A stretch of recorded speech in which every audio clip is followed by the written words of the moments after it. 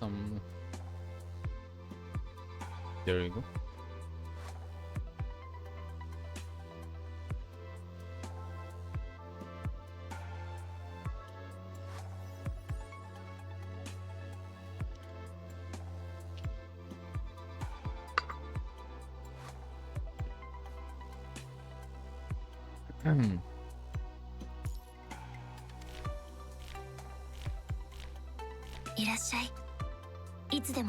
By the way, guys, I've been like some of our friends on Facebook. They said that I will try to like the interaction affection story. Is the affection stories in this one?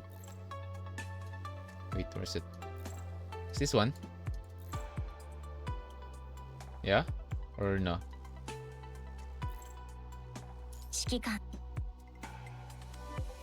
Anyways, let's just dive right into the game.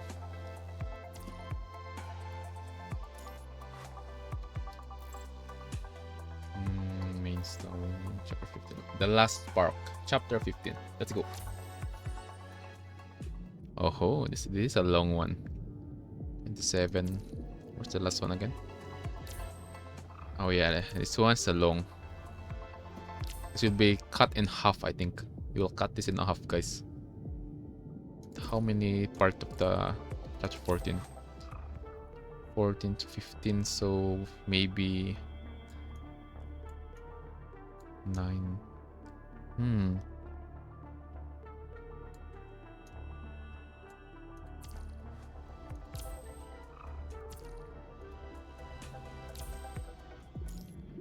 Right under the rose. Let me just check our mic. Okay, our mic is good. I know, of course, that Plato's Atlantis never really existed. Plato. Oh, they're going to add the legends.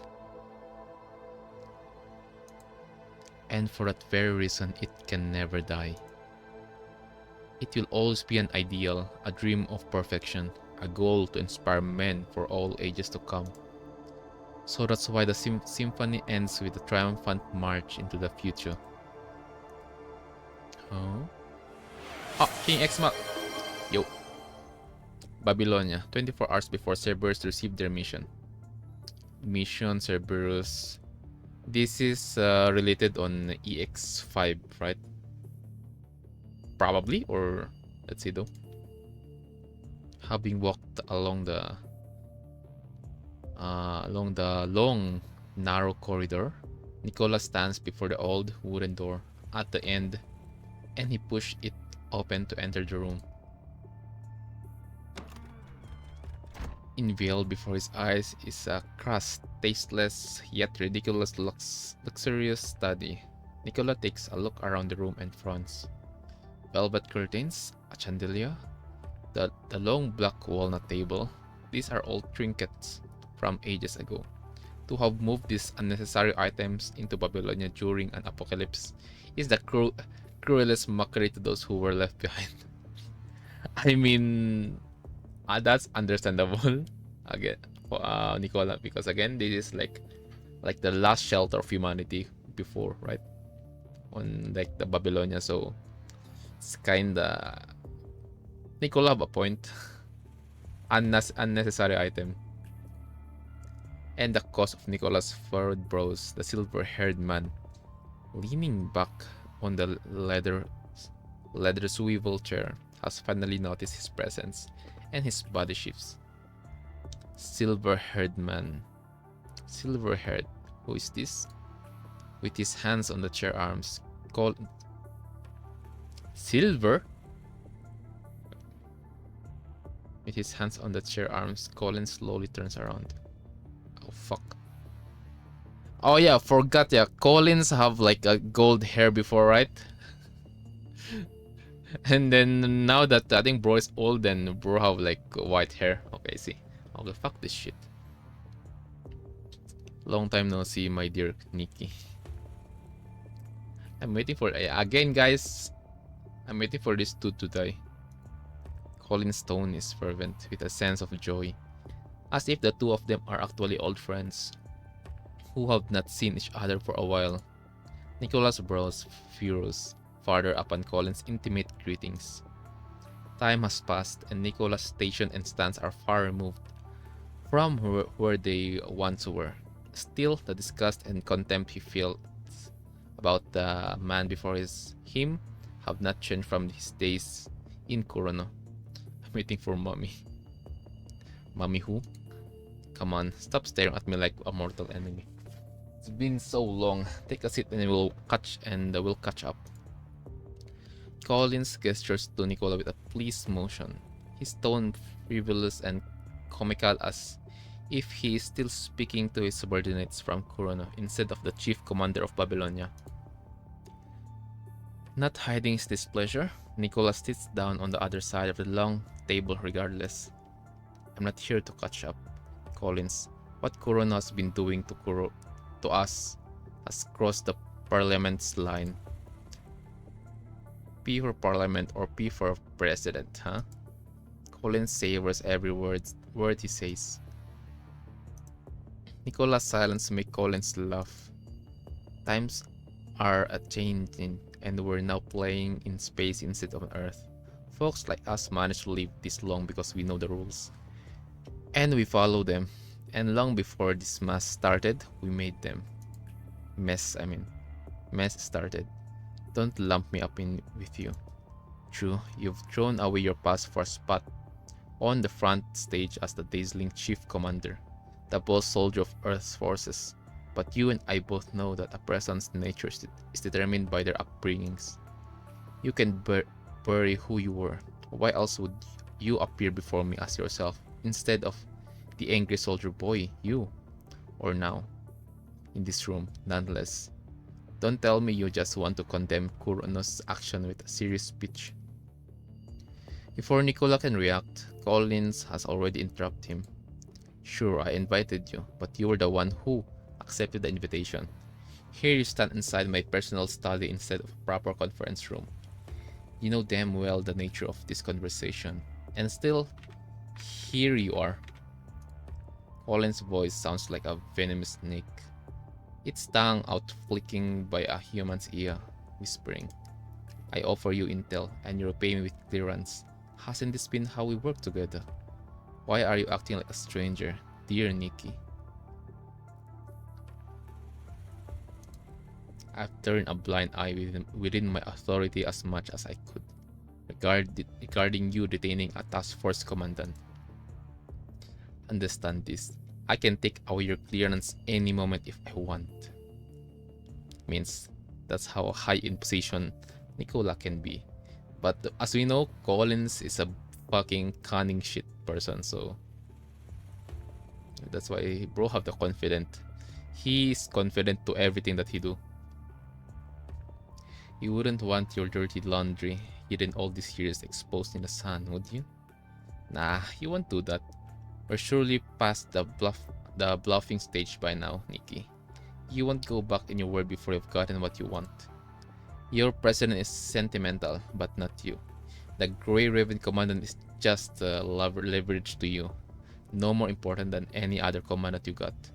You aren't going to war to get one person back because you don't care. I heard Kuro Game is going to make a MOBA game. Is that the project, Nami? I wish not, bro. I am tired of MOBA game.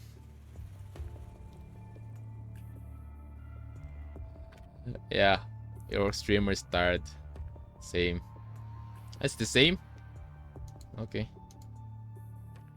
Let me just Google a bit. Google.com.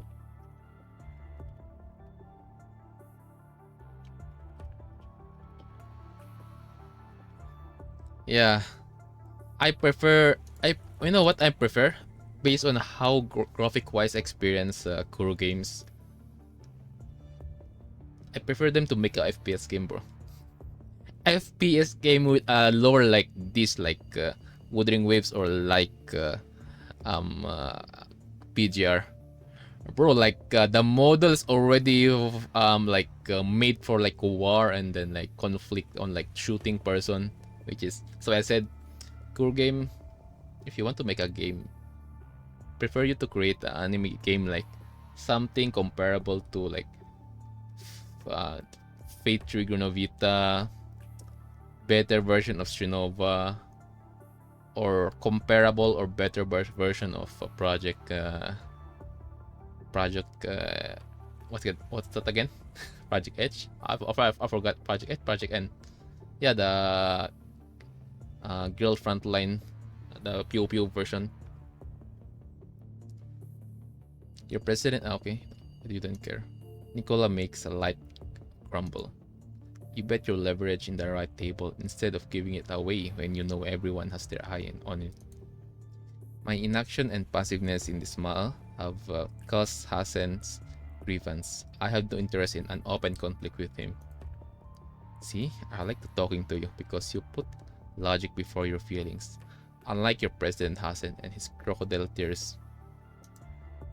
Nicola's expression shifts for a second. Collins does not notice it. However, you have no more clearance to hold onto our commandant. Even if I were willing to look the other way, neither the public nor the soldiers on the front line would tolerate it much longer. You're locking up the person who defeated the Polyphage. The Grey Raven commandant has become a symbol of hope to the public. They're more likely to believe someone they can see instead of your made-up accusations. That's true. That's why I said I'm still like waiting for when will Nicola like act in like public way, not on like secret. Alright. That's why I said you crossed the parliament's line.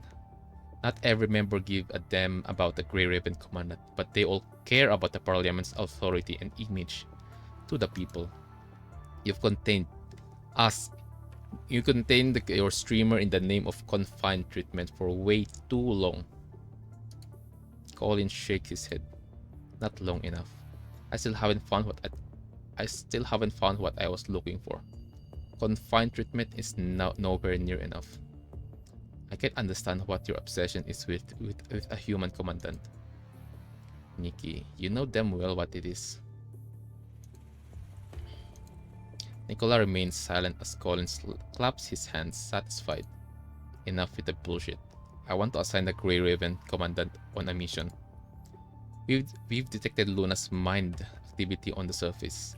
We need the commandant to track her whereabouts. Nicola's fist tightened. He does not agree with Collins' request immediately. What makes you so sure that it's Luna? The signal from Luna's MIND activity is special, even more so than the ascendant we once got. Oh, they are talking about Alpha, I think, because Alpha is the one that where they got the info, like the data for the Plum Lotus frame. I mean, yeah, Lotus frame. Wait, is it Lotus?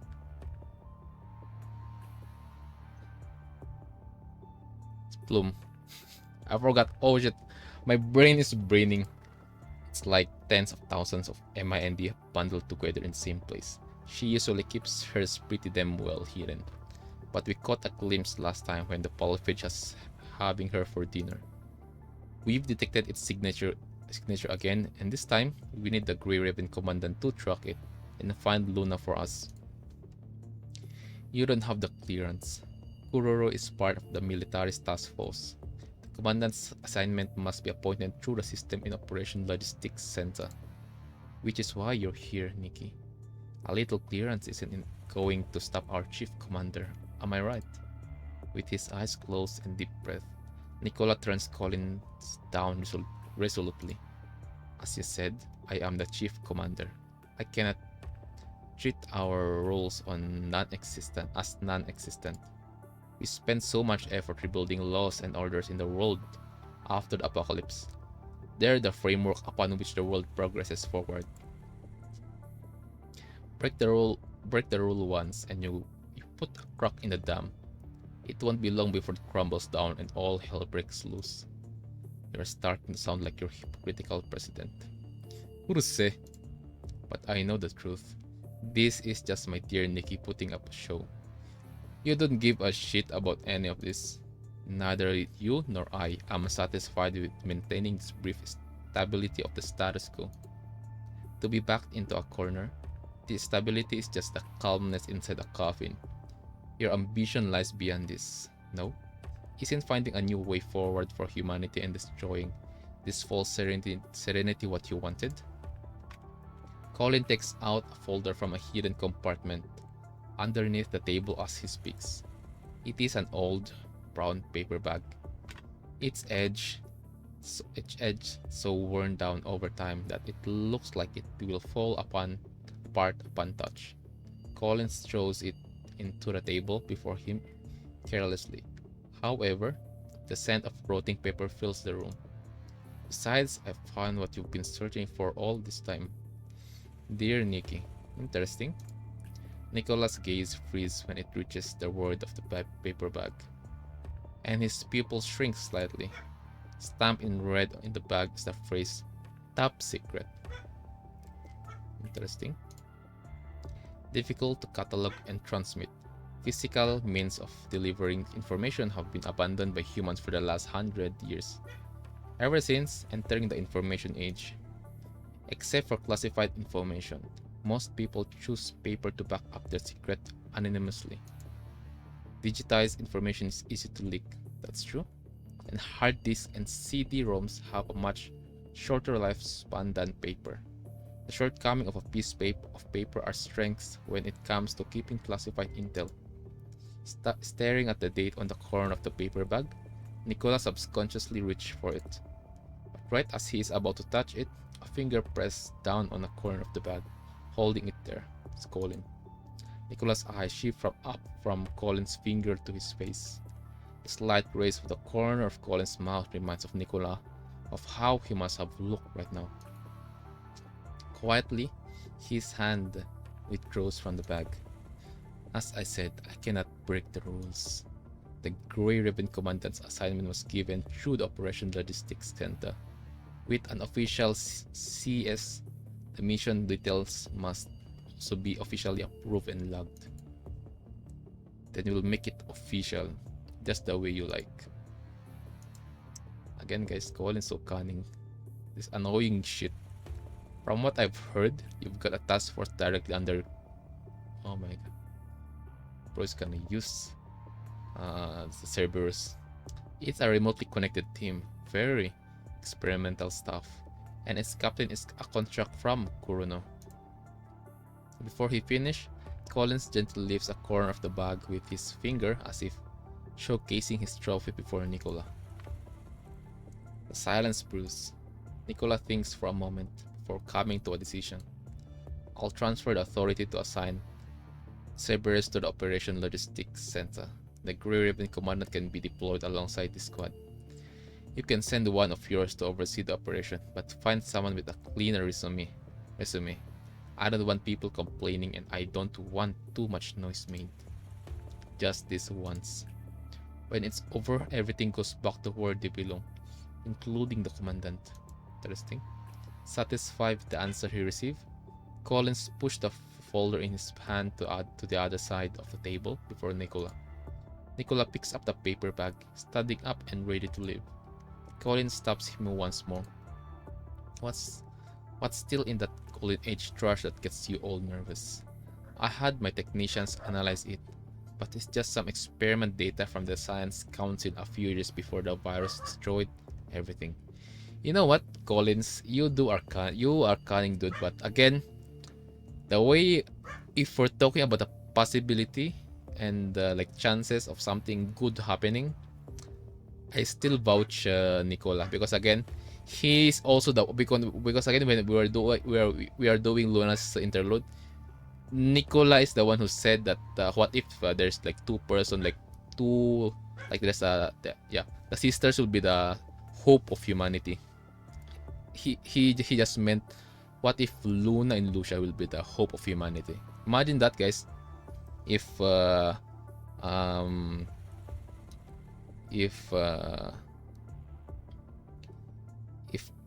Nicolas in charge of that experiment before, and then take the good side of Luna, bro. That will be the first first agent of Asnet that will be like joining hand with the humanity, which will be crazy. We're not gonna talk about, but the consequence of that, guys, there will be no more Lucia, right? Because the alpha will be the one who will be on action that time, which will be the like the original Lucia. So yeah, like, bro, what is bro blabbing about? I'm just talking about you know, because again, we're talking about like the like gut, I think gut or like possibility of like gaining for like for humanity, right? Because as I said, on the side um of uh of Nicola before on Luna's interlude, Luna Laurel, um there's that time that again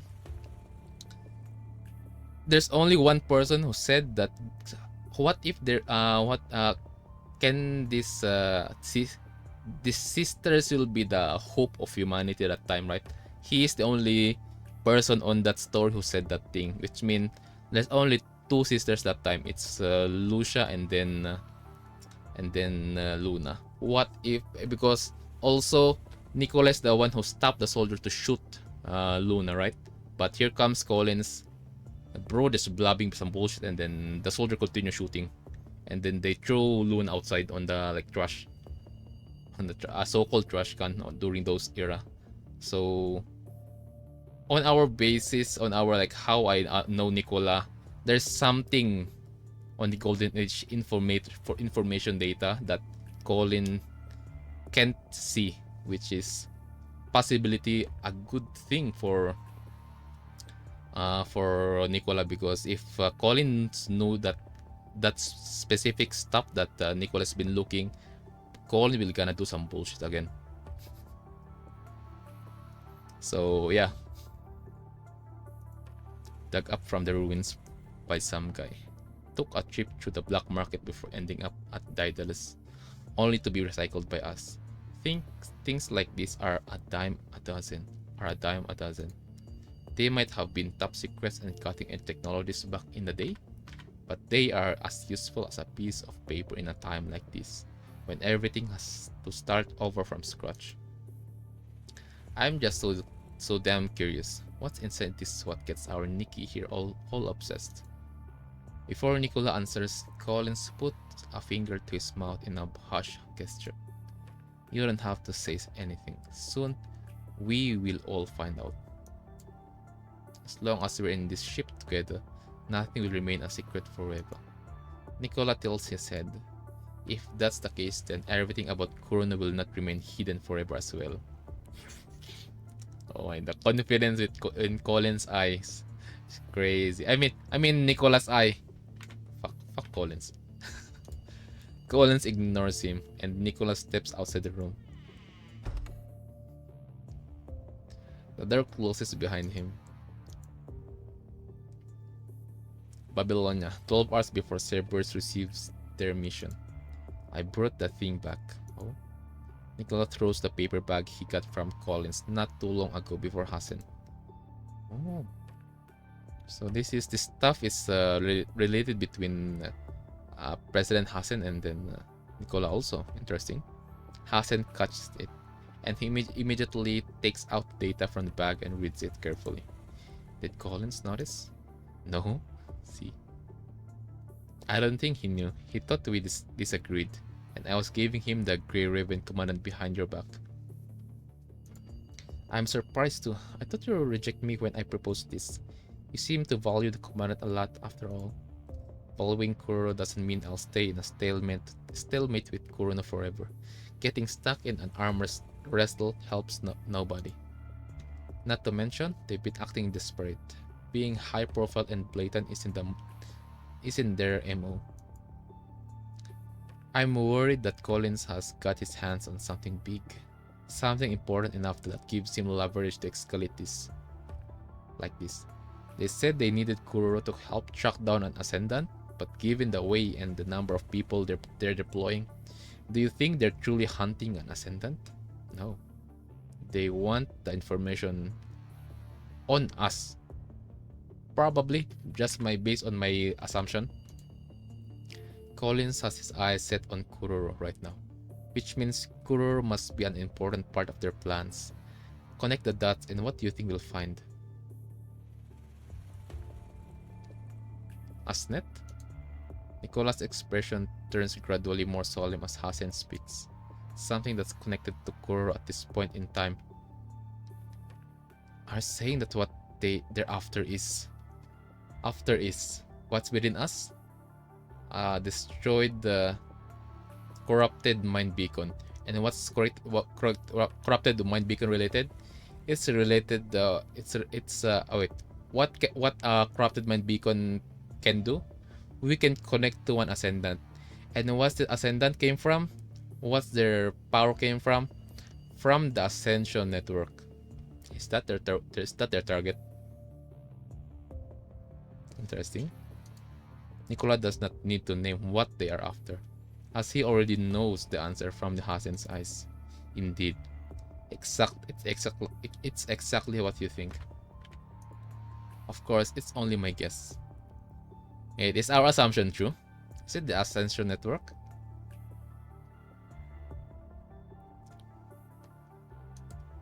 Regardless, we can't prove that they've got a hold of her. Not to mention that we have no idea what they need her for. They've got a hold of her.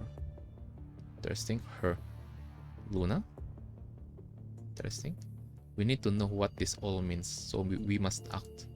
You were our best option. If I compromise on the Grey Ribbon Commandant, Collins might figure out that something is afoot. But not me. Is that so? Exactly. Your past makes him less cautious, and our usual disagreements have provided our plan the best cover. I always think that you are more cold and logical than me in some ways. But I have to warn you, Collins is not a fool. Even if he didn't notice at first, the moment I revealed my interest in that data, he knew what a trump card he got in his hand. He must have had a backup made before giving me the original file. I'm sure he had, but it doesn't matter. Collins' data is incomplete. He doesn't know the more crucial information hidden behind this file. And you're certain this intel will bring us what you want? Yes, I'm sure. To avoid suspicious, we had Murai retrieve a piece of information from Gestalt when Huaxu hacked it. Oh wow. That information isn't complete, and neither is the one in Collins' hand. It appears to be a report on the 0-point reactor. Oh.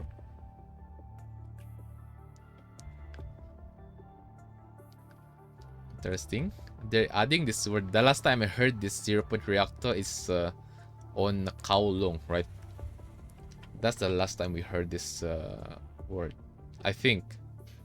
I mean, like a lot of 0-point reactor related stuff is way back on Extra Story 3, Extra Story 3. And the dog is noisy outside. Don't mind it. It is. These files are the regular data feedback sent to the Science Council by each reactor. But we've discovered the data reported by one of the reactors is slightly different. Based on Gestalt's calculation, the data was encrypted to hide a certain set of numbers. After we deciphered it, we discovered a set of coordinates hidden within. The coordinates of the 0-point reactor named Atlantis. Interesting, because our information was incomplete, we only managed to get the latitude and the altitude of the reactor. Hasen waves the folder in his hand. We deduced that the longitude is hidden in reports during the same period of time, which ended up being the one that fell into Collins' lap. I don't understand. Why would someone encrypt the location of their own reactor, only to send that information out?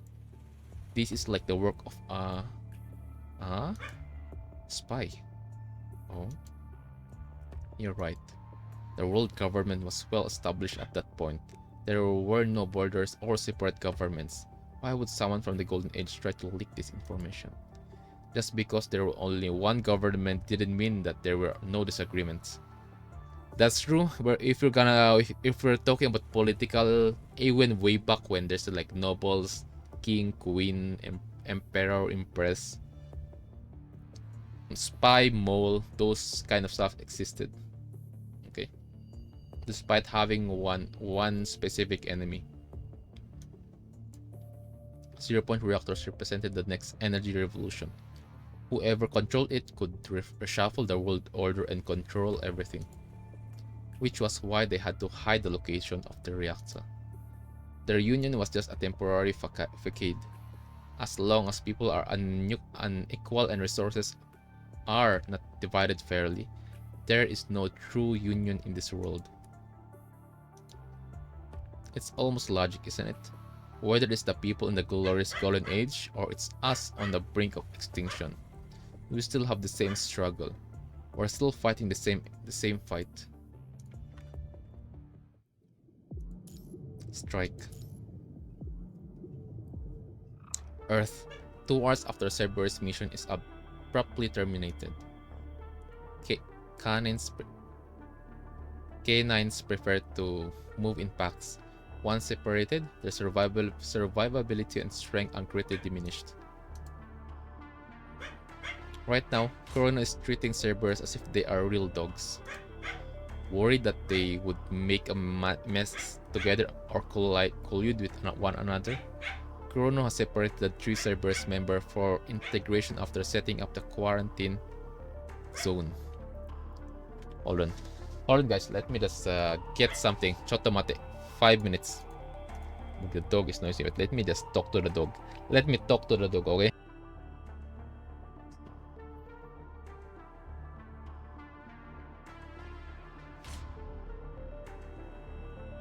Crossing her arms, Vera does not change her response regardless of how the interrogator questions her.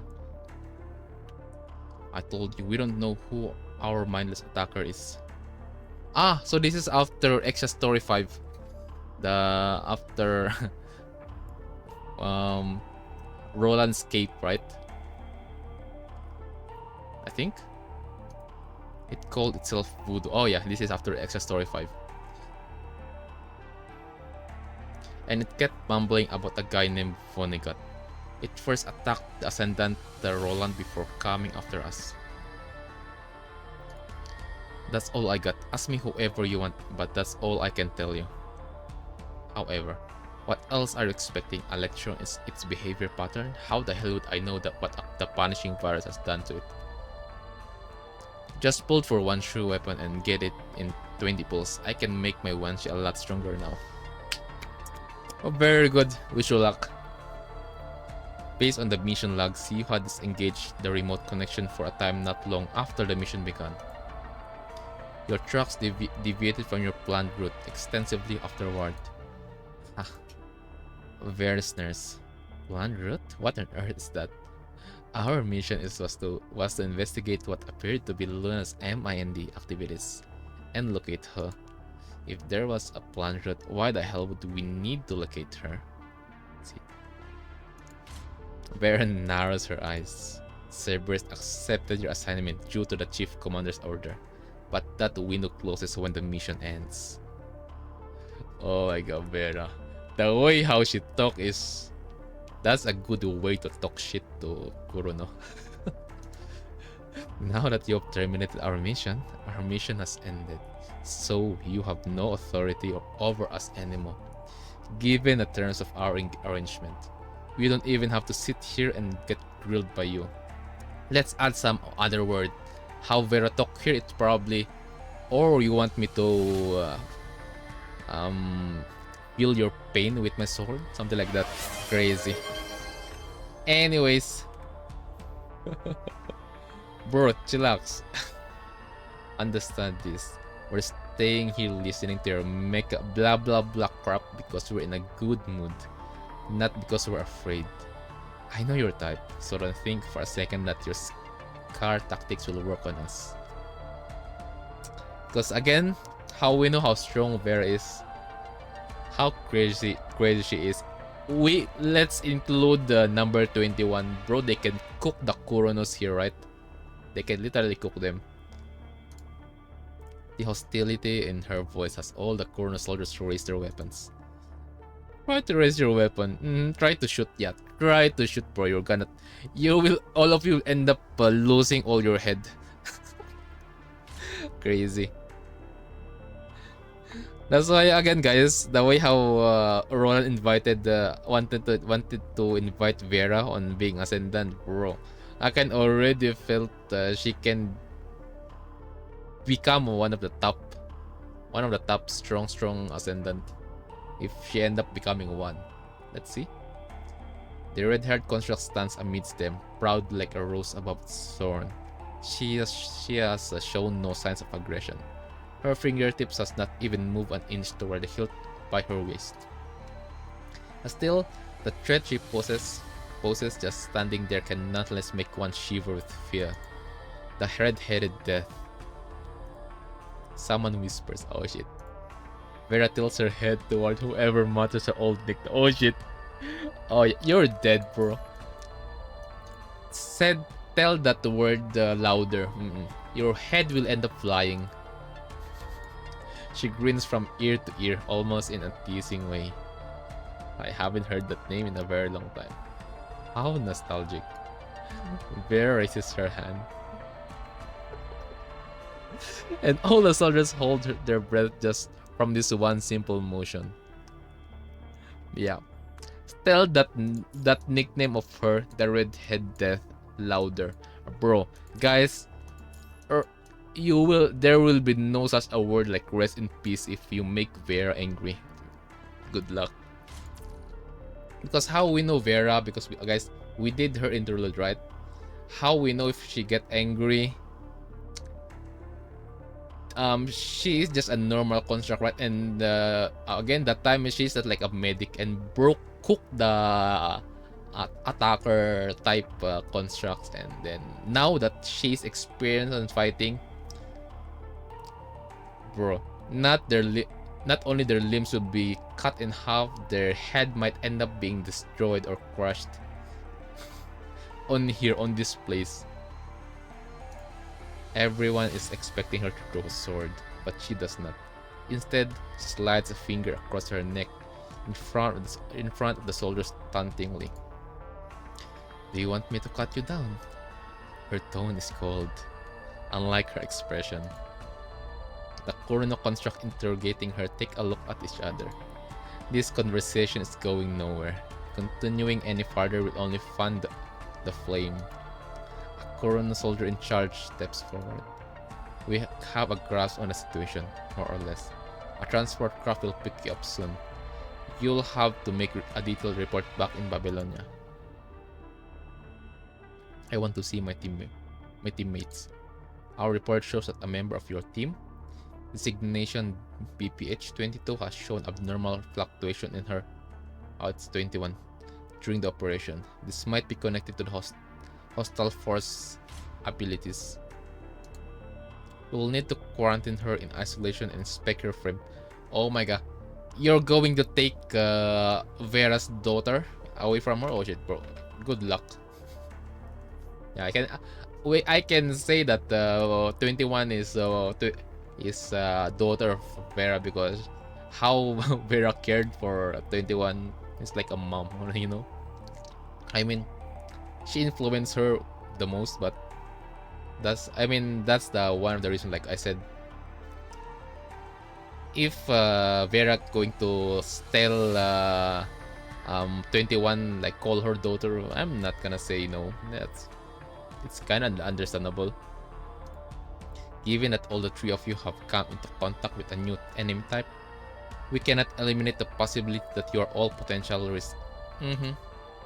Each of you will retrieve separately, and you will regain your freedom after we make sure everything checks out.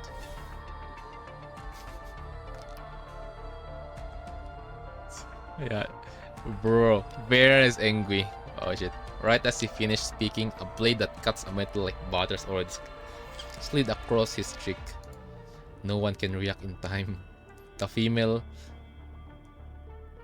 the death is so fast that no one caught the moment she drew her blade, despite being a support type construct. Oh my gosh, she is still a support type. Crazy.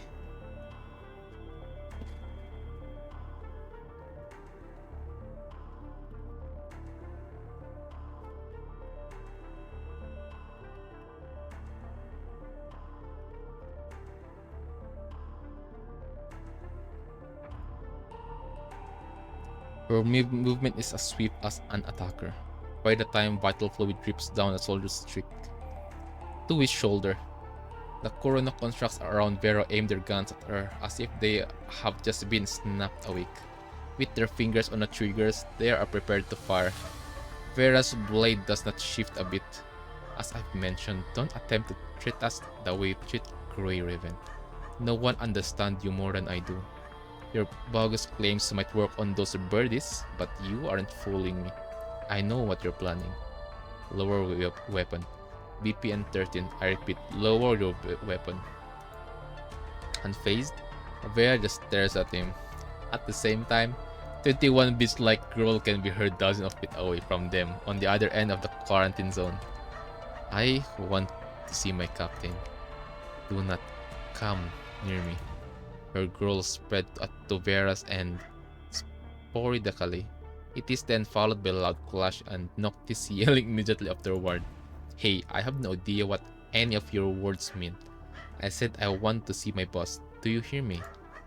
Oh, you're trying to stop me, is that it? It seems that Corona's given her teammates the same speech. Crazy. Vera's powered bros relax. Vera turns out to be the calmest one of them all. This thought makes her chuckle. But then, a voice in her ear stops her from smiling. This is not a voice or audio module picks up from the surroundings. This is a message directly transmitted to her audio-visual module. Encrypted channel connection identification information confirmed. Mission ID 961211. Data transmitted to construct BPN 13's databank. Your location. Someone's giving them oh? Destination is 4 kilometers away. Interesting. Two sets of coordinates appear in Vera's visual module. One of them points to a location fairly far away, while the other is less than 5 kilometers away from where she is. A field not far away from the outskirts of the town. As the captain of the task force directly under the chief commander, Vera has an encrypted communication channel with Nicola, who owns the only key. Hands are tools that help the hunter hunt. She needs not ask nor think. Her only duty when an objective arrives is to make haste to the destination, retrieve the object and bring it back to the target location. This is an order only she can hear. Coordinates only she can see. A solo mission for Vera and Vera only. Okay. So this is a special mission. She understands immediately. She sheaths her blade and makes a circle with her thumb and index finger, placing it next to her lips, and she whistles. The sound penetrates and echoes throughout the quarantine zone. Captain. 21 has her back arched like a trapped beast, her body tense, growling, ready to strike the surrounding Corona troop any second. Upon hearing Vera's whistle, however, she slowly puts her hands, lowering her head like a tame puppy. I will listen. This is a signal Cerberus rarely use. Seldom would people on the battlefield use such a loud and obvious signal. In fact, it does not entail any strategy at all. Cerberus never think about tactics or plans. This signal of theirs is simply used to issue a simple command. Sit. Good doggy. Sit there like just wait. It means we're gonna do a solo mission. Yeah, let's go. Cerberus is often ruthless on the battle. Left unchecked, they will kill non-stop, usually resulting in matter getting out of hand. This is why Vera has designed this signal to command them to stop. If anything, it is more akin to leash that holds back the rabid dogs. Noctis also hears her whistle from where he is. No, he hisses before throwing the Corona soldier in his grasp aside. Why won't you let us act? What are you doing, Vera? Transport craft carrying 21 and Noctis have departed. Seeing them flying away, Vera turns her gaze to the rest of the soldiers casually. A soldier behind her pokes her with the muzzle of his gun, urging her to enter her transport craft. But in a flash of an eye, Vera spins around and slashes his gun in half. Who knows how long it will take if I do this by the book.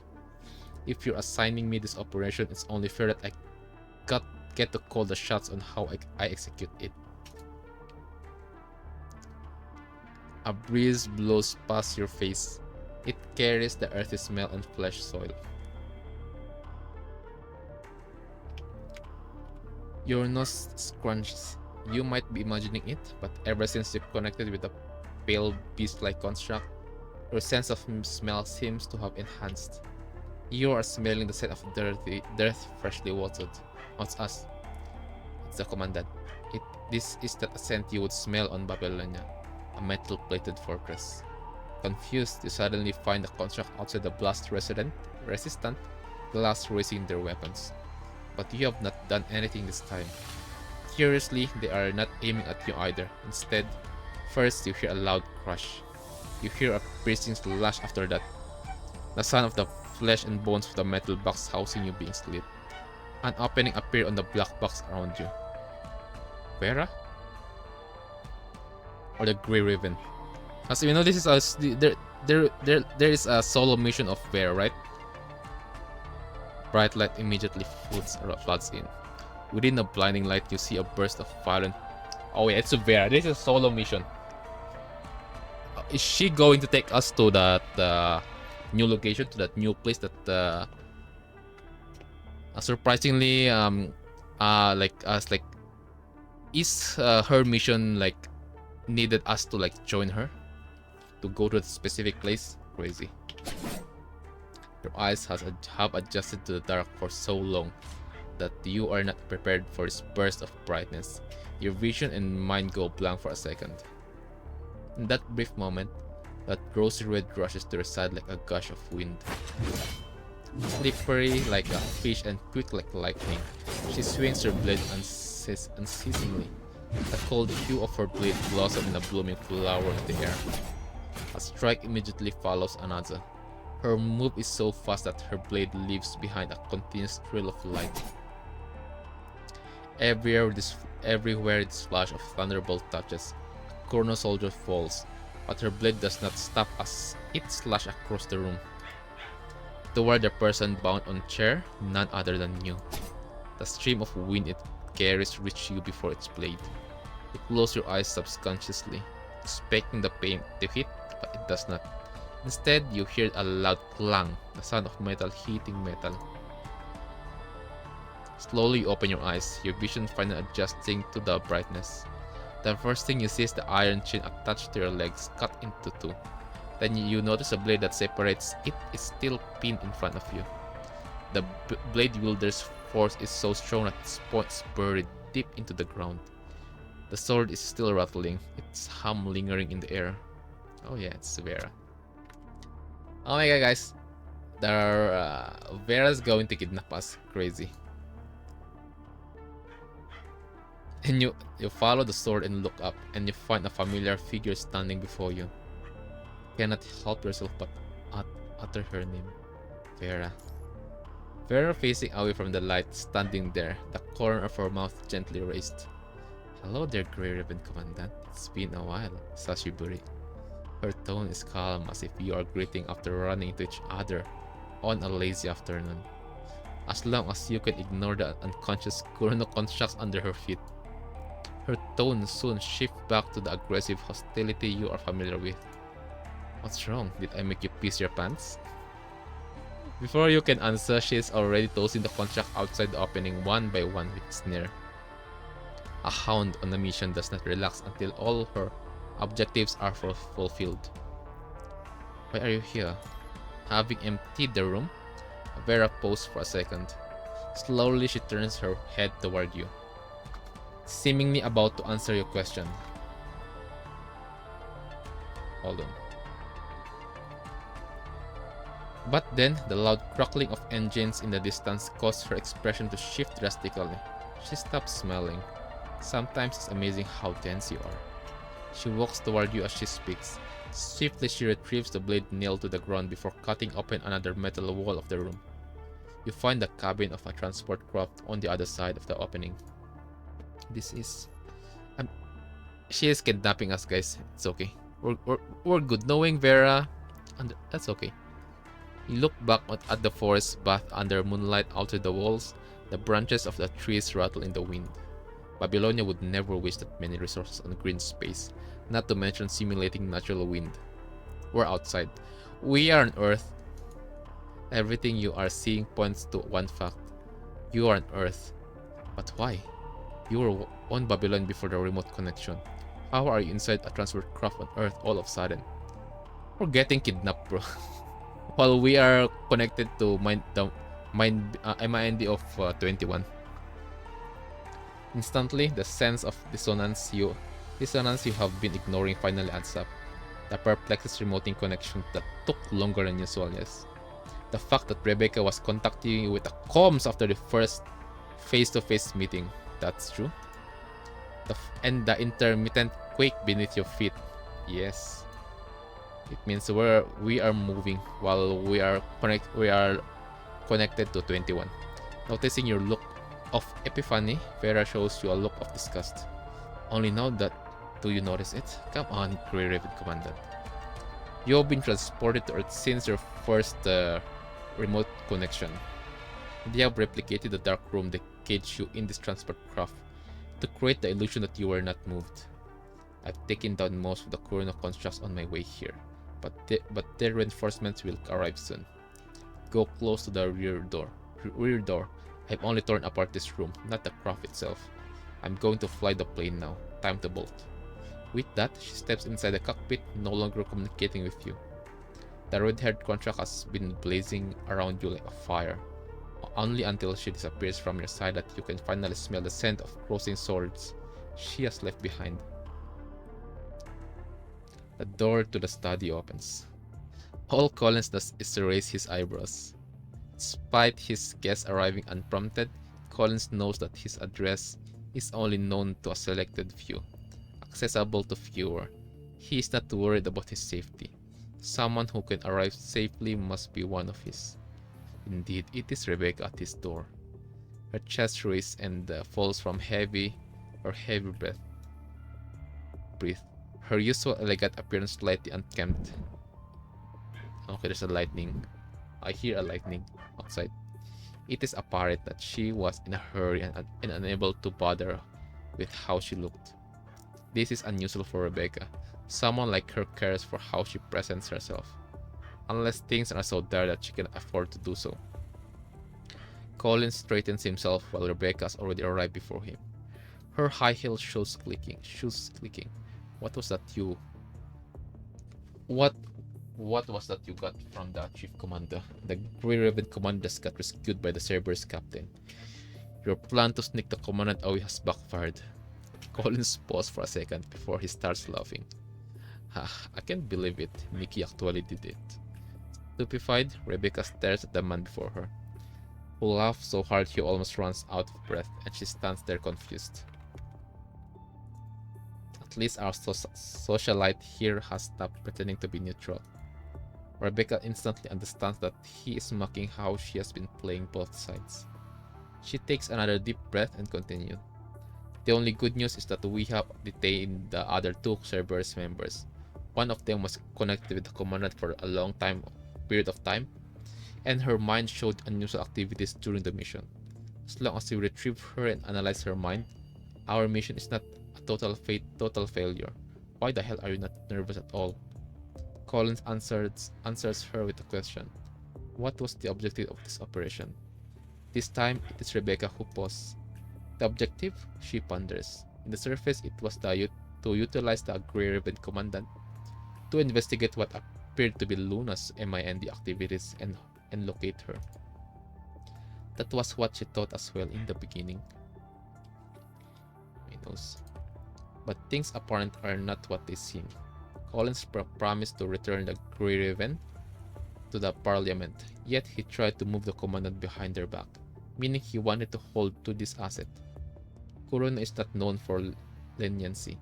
Rebecca even thought that Collins would come up with more ways to counter the Parliament after the mission. The reason he has his eyes on the commandant is simply that the commandant has the potential to connect to an agent without getting their consciousness corrupted.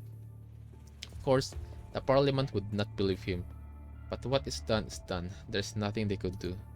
Having organized her thoughts, Rebecca almost thinks that the whole operation was set up to test and capture the Grey Ribbon Commandant. We were trying to track down the agent Luna. Having said it out loud, slight hint of inconsistency rings in the back of her mind. She knows very well that all Collins has cared about is that agent. Everything that has driven him so far is connected to the agent. The reason he has his eyes on the Commandant is simply that the Commandant has the potential to connect. Oh yeah, it just got repeated. But she suddenly realized one thing. She has the priority wrong. As important as the Commandant, Collins still cares about the agent more. But right now, he is ready to move heaven and earth just to keep the Commandant in his grasp. Sure, the more cards they hold in their hand, the better. But if they had to pick one over the other, they could have chosen the agent. And yet, Collins is in no hurry to track down Luna, the agent. Even when her MIND activity was discovered in the town, all they did was send a squad to the surface to investigate. Almost as if he cares not about finding the agent and instead of the Commandant's ability to sniff out an agent's tracks. That cannot be right. The agent's whereabouts should be the most important thing. Unless Luna's already got caught. Suddenly, Rebecca connects the dots. She raises her head, frightened, and looks at the smirk Collins. His smile is still comical, but she can see the vileness behind it. Have you figured it out? Our dear socialite. She tries to speak, and that is when she discovers her throat is dry from her realization. I choose to tell you the truth in the past because, personally, I believed you. Well, not that I believe you not to reveal our secrets to the Parliament. I believe that it wouldn't matter even if you did. Collins repeats to her that their past conversation word for word. As for the rest, don't think about it. Just keep up your appearance and play your part as the one that danced between Kurono and the Parliament. It will be beneficial to both of us. Rebecca nods tentatively. Collins sighs. I knew Nikki had something planned. I just wasn't expecting him to burn this bridge out of ours to get what he wants. This makes me even more curious. Doing so means they've gotten what they wanted. Something so important that they think it's okay to mess with us. What is it, Nikki? Does it have to do something with that intel? Collins is mumbling to himself while simultaneously looking like he's talking to Nicola across time and space. Rebecca, finally have her voice back, interrupts him abruptly. Then what is our next move? Track the transport craft. Intercept it if we can. Let them go if we can't. We're just going to let them leave? Say you have the key to a treasure chest, but not its location. And out of nowhere, someone shows up with its location but not the key. Why be selfish and hold into the key? Colin stands up and straightens the collars of his shirt, preparing to head out. Before he leaves, he looks back at Rebecca, and when they unlock the treasure chest and bring it back, we'll just take it, yeah? Interesting. Your message is recorded. It will be delivered alongside the supplies during the routine airdrop. But we don't have a forward operation base there. Dropping supplies at entirely new coordinates could catch some people's attention. I've tried to conceal it with other operations as much as possible. Thank you, Celica. Instead of joking about overtime pay like she usually does, Celica just looks tired. Rather, everyone in the conference room looks tired. Go rest, Celica. Oh my god. Sen, you now care about your wife. Oh, finally.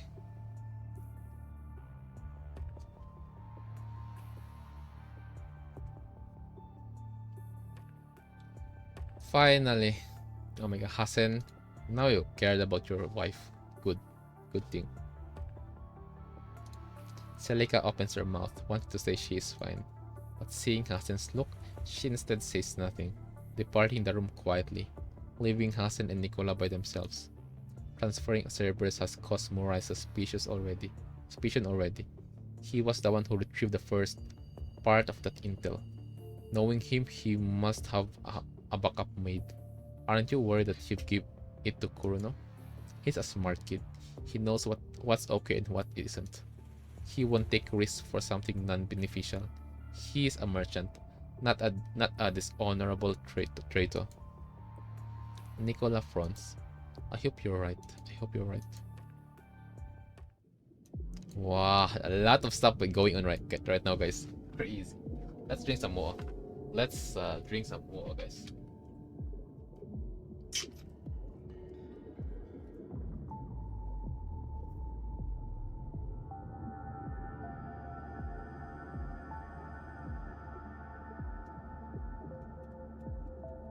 I think I just drink a lot of water. Crazy. Oh my god. Let's check my phone. Okay, at least my phone is alive.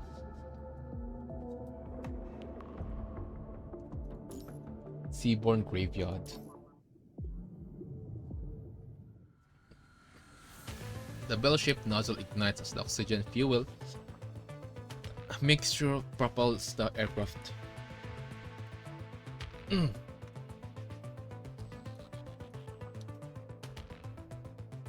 The transport craft lifts off at the speed of a rocket. The number on the altimeter climbs. By the time you soar above the clouds, moonlight floods the white windshield as if welcoming you to a whole new world. And yet, you are in no mood to appreciate the scenery or to celebrate being free. Your body is hit by a massive force several times. Your weight from the thrust pressed against your cheek, making it hard for you to breathe. The old wound below your chest aches once more, while your stomach feels like it's being tossed around. It has been quite some time since you last ate. Fortunately, you would have thrown up already otherwise. Vera might be an exceptional fighter, but an excellent pilot she is not. The acceleration has barely affected the contract, glancing at you. Vera sees your pale, wrinkled face, and instead of her usual mockery, she makes a quiet before pulling up the craft for an easier climb angle.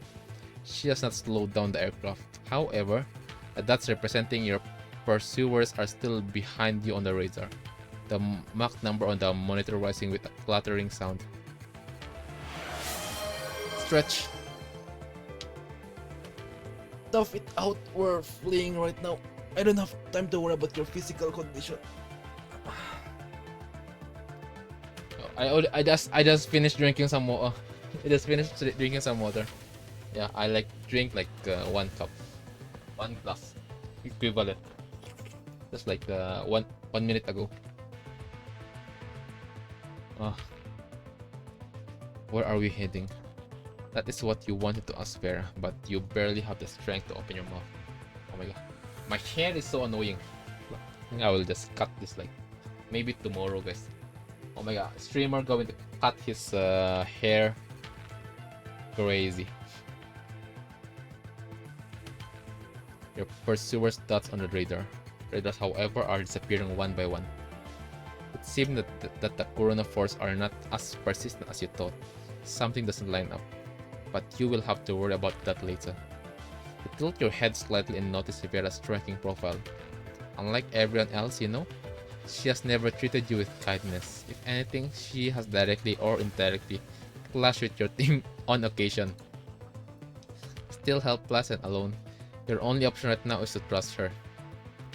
You know what, guys, you know what's so crazy right now, because it's just like the two of us here, guys, right on this ship.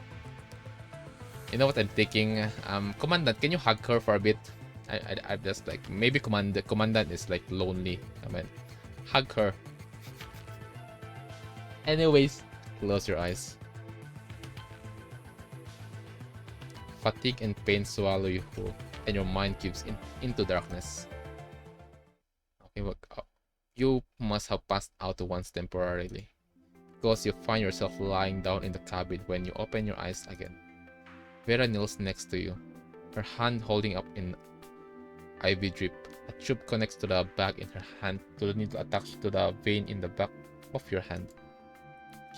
You feel a breeze over your chest. Looking down, you find Vera's other hand resting there. She seems to be been examining your condition while you were out. Noticing that you are awake, she lifts her hand slightly, her fingertip sliding to the side along your ribcage from the center of your chest before pressing down with a slight force. Hold on. Vera kneels next to you, her hand holding up on the IV drip. Okay. A tube connects the bag in her hand to the needle attached to the vein in the back of your hand. Okay, it's like what's it called again? On of dextrose, something like that, on Philippine. You feel a breeze over your chest, looking down. Okay. The piercing pain makes you curl up involuntarily. Immediately, your body shoots up and you sit on the floor. Vera's hand sliding off you. You look perfectly fine to me. Hold this yourself. She throws the IV bag to you before heading back to the cockpit. The fluids in the IV bag are almost empty. You must have been injected quite a while ago. Removing the needle and wiping away the blood where it was attached, you find yourself much more spirited when you stand up. The plane is on autopilot right now. Wow. You know what's crazy? For fighter jets, fighter jets, military jet, the only one who have the autopilot system is the I forgot what you called the bomber, the plane that literally, like, if you see that plane, it means you're safe. If you didn't see it, you're dead. The one with that hold the nuclear something like nuclear, like that's the only plane. It's either it will kill a million or it will kill none. That's it. That it also have the like invisibility capability on the air, camouflage. The radar, that's the plane that I know that have autopilot system. The radar is clear. Vera seems to have shaken off your pursuers long ago. She is sitting on the pilot's seat now, polishing her long sword quietly. Oh my god. Where's King Examal, bro? Vera is polishing her long sword quietly. I thought it's the commandant sword. Anyways. What Exal is going on? You performed first aid on me. She raises a brow, seemingly surprised that this is your first question. I did, yes. What's with the look? Do you not believe that I do it? Or do you think I do a piss poor job of it? Your bro is barking now. Don't worry, I didn't put a bomb inside you if that's what you were wondering.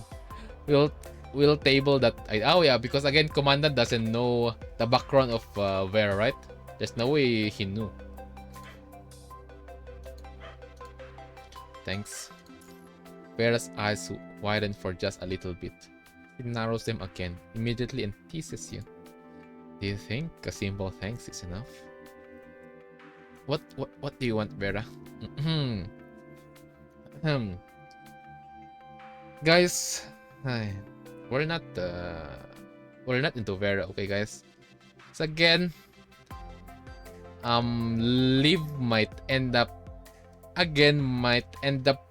shooting her Liv gun from space to this ship. I saved your life after all. You should present something more important as a token of gratitude, shouldn't you? Something more important? Her blade swings toward you right as you stop speaking. Oh my god, it's getting brighter. The place is getting brighter.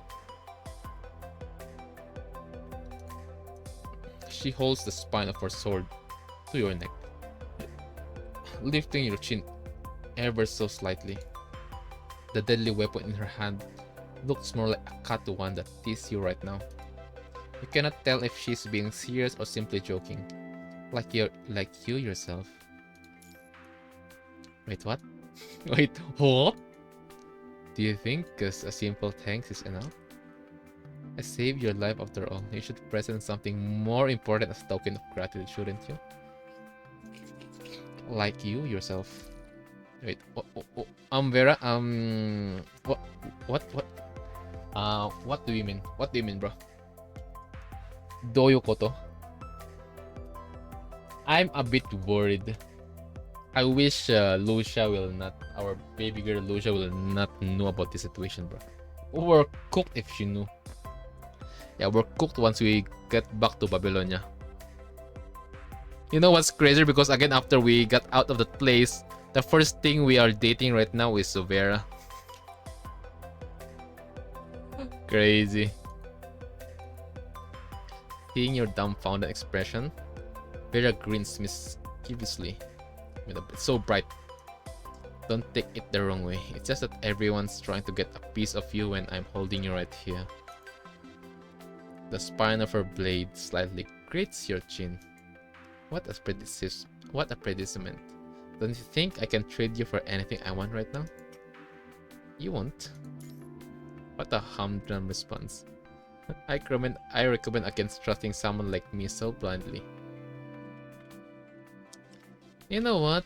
I do trust you more than Roland. You both are crazy, but for Roland, I still don't understand. I need more information about him. For you, Vera, I more like trust you more than Roland, though. I'm not the kind of loving type like those on your squad. How about those on yours? Her grin instantly disappears. Expressionless, she retracts her blade and sheathes it. The sound it makes almost piercingly painful. It does not seem like she's going to answer you, but it is not difficult for you to imagine what 21 and Noctis are going through right now. And now with that expression, it's repulsive. My team isn't some loser squad like yours. They will take care of themselves. Oh my god, so bright. Hold on, chat. Let me just close the window by white, but I noticed if it's like I'm streaming afternoon, my place is so bright. So yeah, I think I'll just go buy a black curtain later.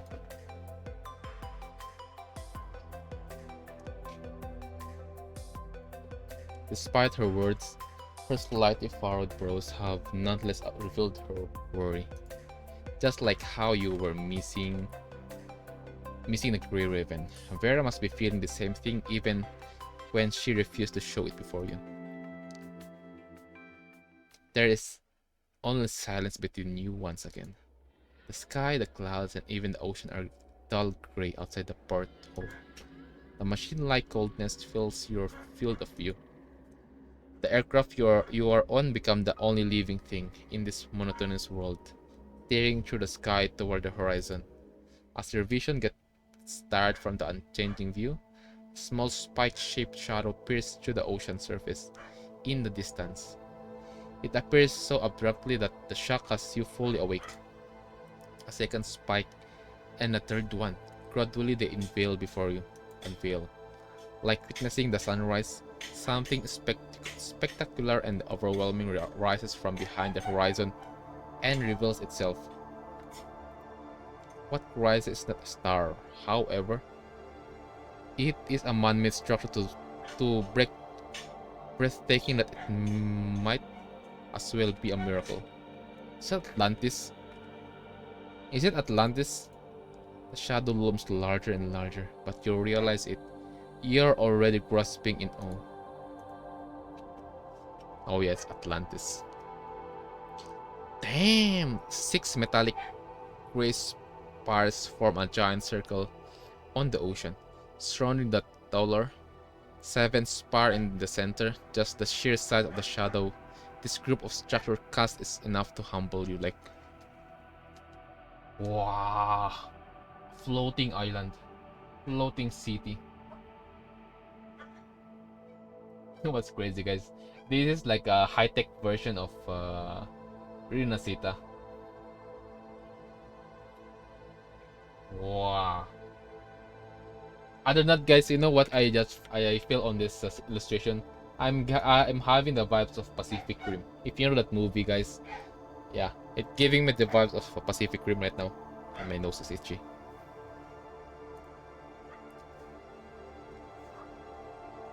Vern's mysterious island could not hold a candle to this floating fortress, even if it were real. You can hardly describe your reverence with words. You imagine this is what a Western colonist felt when they first encountered the Mayan pyramids in the American forest. Like, oh my god. This place is so big, like a hidden place, a fortress. Guys, this is on Earth, right? This is on Earth. Crazy. This is also like looks like a final defense of Earth during the punishing. If the Kowloon doesn't if Kowloon doesn't exist, this is what we call the final defense of humanity. You instinctively hold your breath, stopping yourself from grasping again, fearing that any sound would awake whatever slumbers here. The Last Spark, Chapter 15. Whoa. You cannot begin to fathom what kind of radiation-absorbent material was used to turn this metropolis on the ocean invisible to your radar. The Vera's only the slightest shift on her body when she lays eyes on it.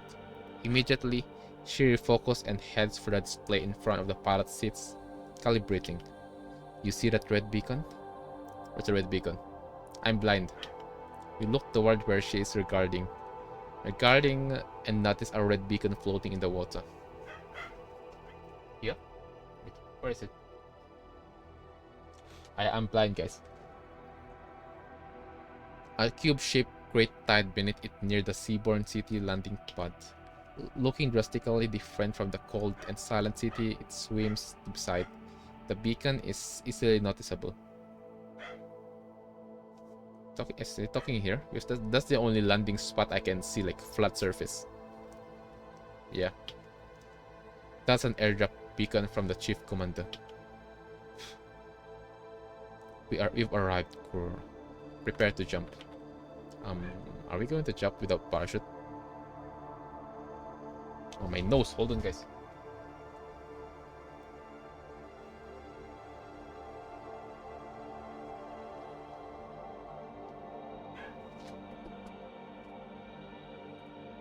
Jump? Vera frowns and looks annoyed. We took Corona aircraft. Don't you think they'll try to track the split signal once they snap out of their snafu? I'll enter a new destination from the plane's autopilot system, but this will only delay Corona for a bit. Once they track its wreckage and pull up its track record, they'll find us sooner or later. So stop standing there like an idiot and go find a parachute. We're jumping. A white parachute opens above Vera and you, like a flower blossoming. Yes, a parachute. Vera fastens you to her with a harness as if you are a novice skydiver, and you descend at the same time. Given the landing spot is only the size of the landing pad, I didn't want you to land in the ocean. I don't need the extra work saving you from drowning. You have had parachuting training, but you must admit that Construct's artificial skin is way more sensitive to airflow and wind direction. Their reaction and response speed is also unrivaled by humans. Controlling the steering toggles, Vera guides the two of you to the landing pad slowly and precisely. The city was impressive when you observe it from up high in a distance. As you descend, its shape becomes clearer and clearer. It's like an amalgamation of a fortress, a pyramid, a city, and a mountain range. But it is also much more. You're like crazy, guys. This again displays. This is what you can call a final defense fortress of humanity, bro. Look at the tower, like the defense, like the barrier, so called, and then the middle is like the core of it. Crazy. There is nothing in real life that can compare it to its majestic and mystery. It looks more like a myth realized by humans with science and technology, a legend that has come alive. Atlantis, resting upon the Atlantic Ocean. Like the lost city in those stories, it is a ruin without a sign of life. There is no activity you can detect here, no sound, light, electromagnetic wave, radiation, heat signature, nothing. Far to the east, dark, menacingly thunderclouds are heading toward you. They block the sun with their enormous mass and cast a giant shadow where you are. A better metaphor appears in your head. A grave. It is a grave on the sea. When your feet finally touch the ground, you feel a sense of relief. Vera releases your straps the moment you land. She ties the strings of the parachute to her waist and swiftly dives into the ocean, swimming toward the red beacon. With her impressive strength, she ties the crate that is twice her size with the string soon after pulling it up to the landing pad. The crate is an airdrop capsule with the logo of world government printed outside. You are familiar with it. Supply crates like this were airdropped from Babylonia back when you were fighting on the surface. Except this one has a few character laser engraved underneath world government logo. Garnet. What does that mean? Yeah. Okay, new word guys, new word. Garnet. Pair operates the identification interface that opens the crate for a while before turning to you, frowning. Walk up, stay up. Vera's brows relax. Guess you aren't a complete moron.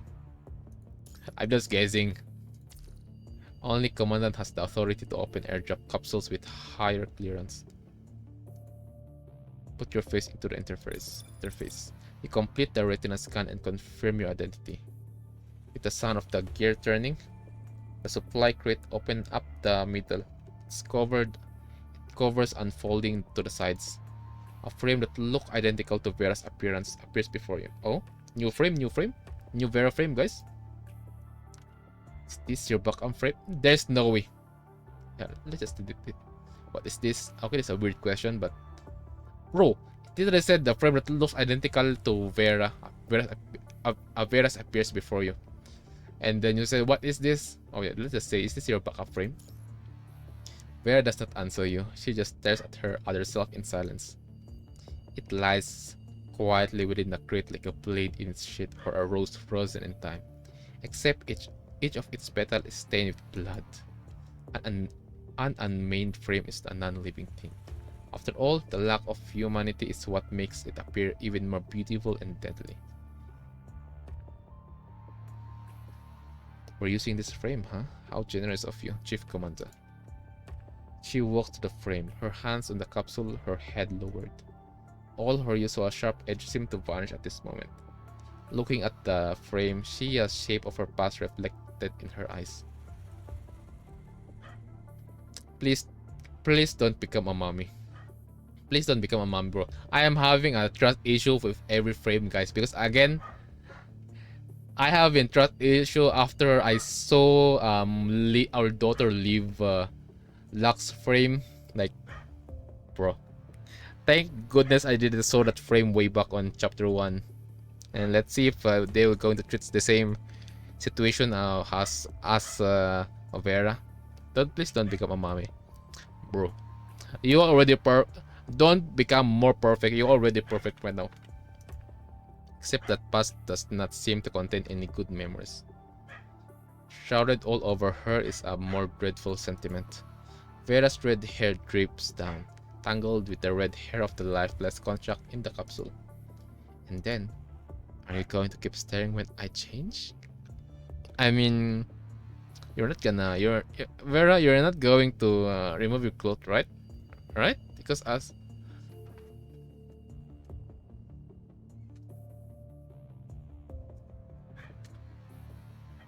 So yeah, Vera, you're not going to like remove your clothes like something like suspicious. I mean, right? Anyways, yeah. She looks at you from the corner of her eyes, her gaze in tone playful. Are you pretending you don't understand me? Yeah, I don't understand you. I'm gonna stare at you. Go change. There's no way you're gonna remove your clothes, right? Right? They're just gonna change their. Wait. Oh wait, never mind. Yeah, now I understand what why is our baby girl Lucia is blushing when she changed her frame. Okay. And then Liv nearly smacked the commandant that time. I didn't realize that the Grey Raven Command is into this sort of thing. Do you also look at your squad change typically? You finally recognize what Vera is talking about and turn around instantly. Moments later. Don't become a mom, please. Don't become a mom. You turn around. You find Vera in her new frame holding her what? Her original one horizontally. What seems to be a peculiar scene originally strangely beautiful in a way. Vera placed her original frame back into the capsule and stretched.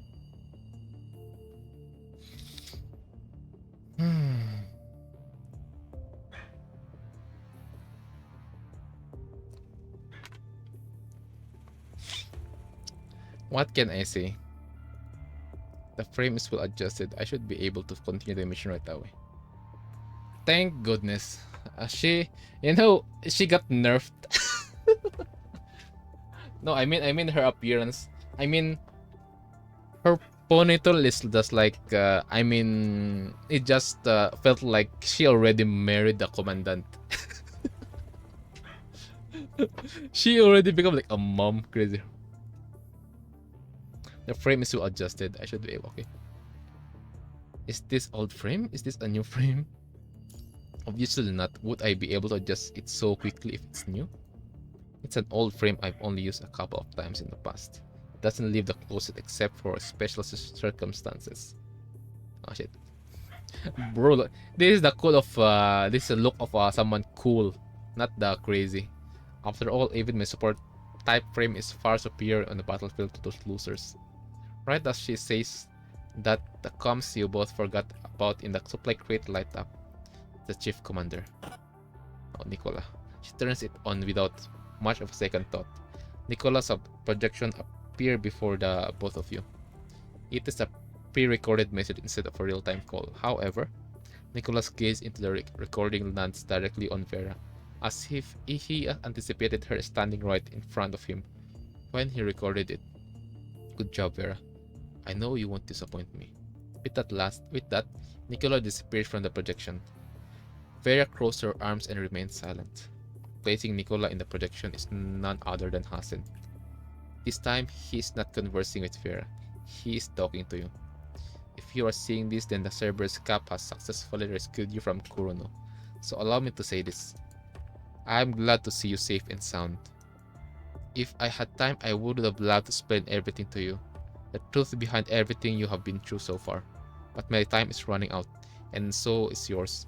You must have realized by now the length Kurono would go to keep you in their grasp.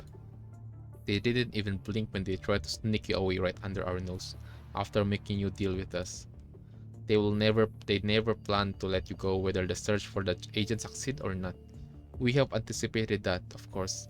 I apologize for not cluing you in earlier. It would only burden you should the moment arise. Not to mention that you have already noticed one thing through this event. Hasen's gaze turns more profound, but he does not seem like finishing his line. He changed the topic as you have guessed. Time is short, so I'll save you the exposition for now. It doesn't concern us right now. Cerberus Cap and you should be standing on a seaborne metropolis in the Atlantic Ocean right now. I can only pray that it's true. I believe the coordinates with the cipher are correct, and I hope our airdrop beacon has landed accurately. If you're indeed where I think you are, please take a look around you. You are standing on the greatest legacy left behind from the Golden Age right now. What?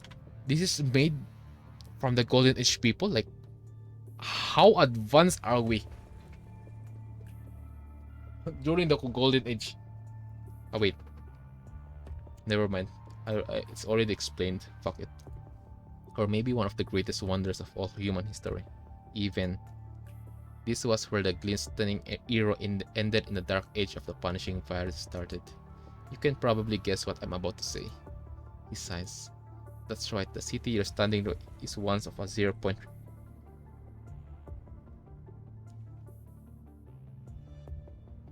React. Oh, the hidden, okay. It's one of the hidden reactor. Naruhodo. Damn. Like, damn. Atlantis. Oh my god, spear. She is using a spear.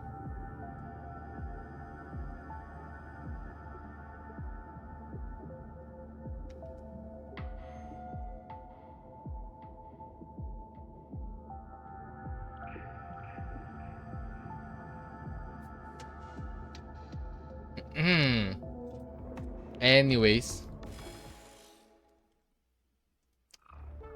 Anyway, yeah. I know what you're thinking. We both know that the punishing virus first appeared within the chamber of the first 0-point reactor before spreading. Yeah, that's what I thought also first. Because again, the first appearance of a punishing virus who is on China, right? On Kowloon. And then for some reason, yeah, like the appearance of the existence of other 0-point reactor, which is the Atlantis. Which is kind of, let's see though if they can explain it better. That's right, the first 0-point reactor. It's not wise to put all one's egg in one basket. Given their political wisdom, the people in the power during the Golden Age didn't gamble all they had in one reactor. Oh, there's more. They had built other reactor cities. You are standing on one of them now. Wow.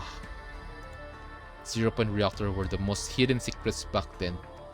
And the one that got like uncontrolled, that caused the punishing viruses on China, on Kowloon. Okay, that's understandable.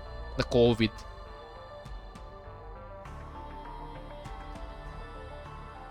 Information about their interior and their whereabouts are still highly classified, which is why we lost all information on them when the punishing virus broke out and created a fault line in civilizations. But we finally obtained the location of one of them through special means recently, which is where you are now. Hasen paused when he says the word means.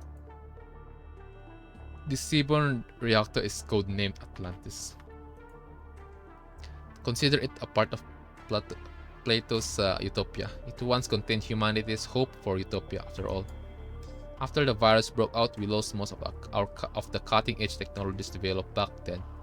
We have no idea what caused the punishing virus to spread, or if its existence was related to the 0-point reactor at all. I mean, based on Kowloon though. Oh yeah, guys, based on Kowloon War? Because how I understand the extra story chapter 4, the punishing virus started on Kowloon, right? Is that not the reason why? Is that the cause?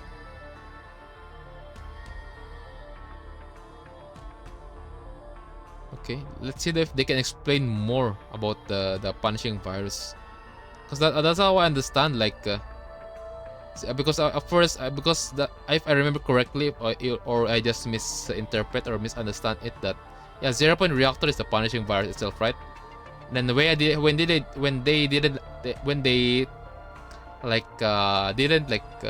when that reactor lose control, it caused the punishing virus to happen, the infection. And our first thinking, because that's on Kowloon, that event happened in Kowloon, exactly. So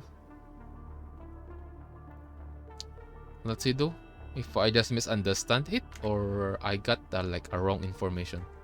I just interpret a wrong information there.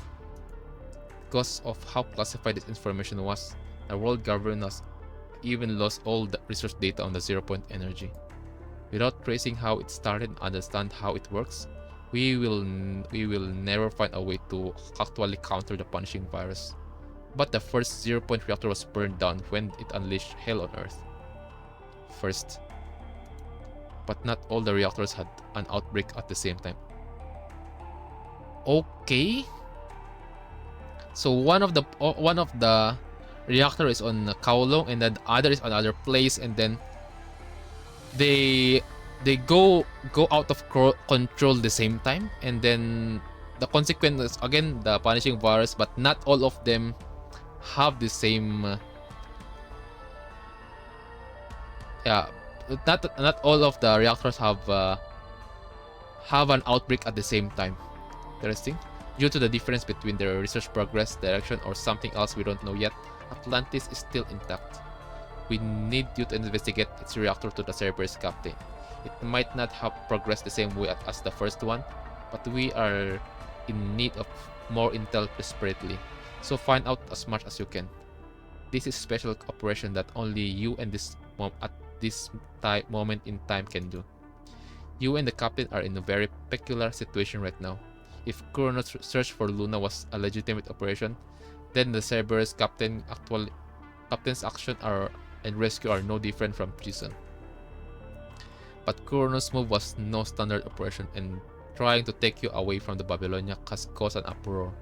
Given how messed up and tangled everything is right now, there is no such thing as legitimate anymore. So I've decided that this is the junction point where we bring you back on the right track. Although Babylon is but a shadow of the human world in the past, the complexity of the human heart has not diminished a bit, on the surface or in the air.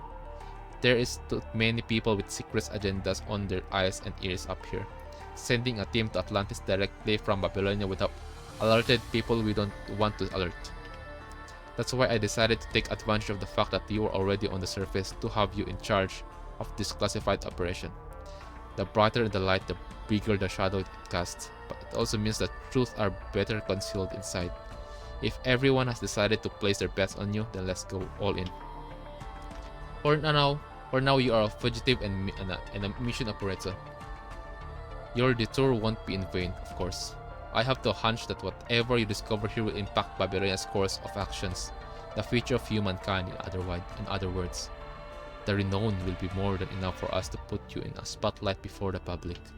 In turn, you will no longer become a chess piece between Babylonia and Kurono, a senseless sacrifice in our endless struggle.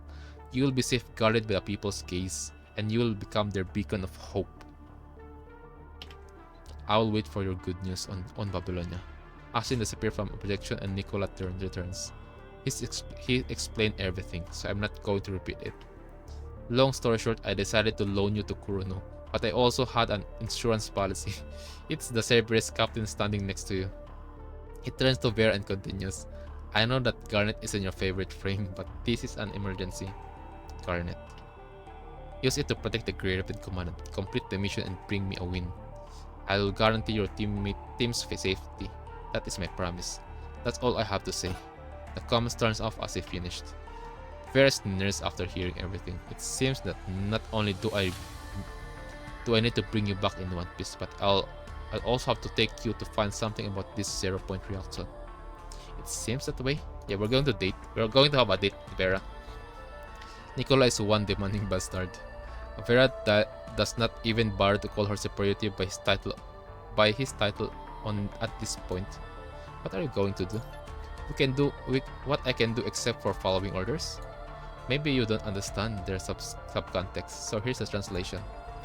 We are on the run. Kurono needs you so they won't hurt you. Which means what's happening right now is traitorous Cerberus Captain kidnapping the Grey Raven Commandant. Like I said, yeah, we are getting kidnapped by Vera, which is I mean I don't like to get kidnapped, but compared to Roland, yeah, I'm okay getting kidnapped by Vera. Knowing Vera though. The only way to justify this as a classified special op from the Chief Commander is if we accomplish the mission and I bring you back. If we're intercepted or captured in the process, I'll take the blame for everything. That explains the Garnet frame, the style they're anticipating is. Vera closed her eyes, seemingly remembering some unpleasant memories. She sneers. No time to waste, we need to get going. But right as she said that, you feel an intense quake beneath your feet. It is no simple tremble, it feels like an earth-shattering quake, and for a second you feel like the whole world is spinning and shaking. It's as if an endless herd of wild beasts is sprinting in the surface, or a giant is waking up from its slumber to stretch. The calm surface of the ocean is now replaced by violent waves. No more precisely, the city underneath your feet is now sinking into the sea. It is drawing the wrath of the ocean with its descent. Water is now invading the city, high tide. What's going on? Vera does not answer you. She just grabs a hold of your arm and pulls you behind her. Her body is tense like a guard dog sensing danger. You soon understand what's making her nervous and defensive. A swarm of corrupted follows the invading waves and appear around the landing pad, clubbing up from the sea. Oh, see. Yeah, we're getting kidnapped by Vera. Oh my, it just, you know, the surrounding just like the WUWA from Huang Long. Surprise! Oh, wow, that kick is so cool. Whoa, crazy.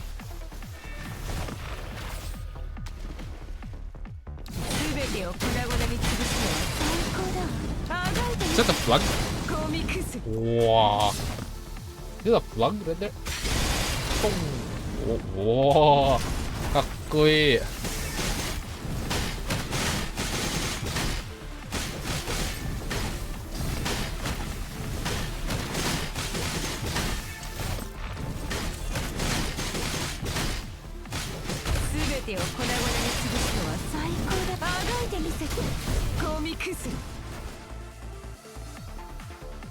This is like like compared to the previous frame of Vera, these ones look like a bit calmer. let's see her ult though. Oh, so this is Atlantis. It looks quite different from when I look from the sky. Hey, don't go wandering off. I'm not taking responsibility if you carelessly get hurt while you're busy being mesmerized by the view.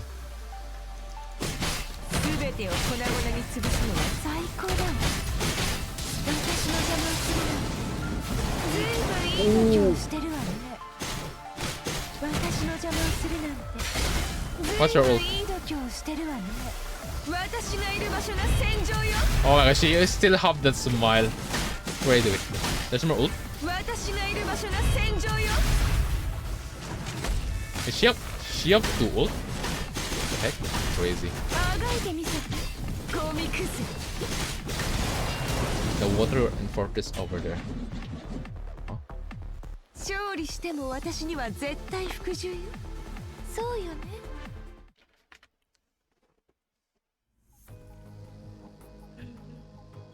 Anyways, don't worry, we're safe, guys. We're safe.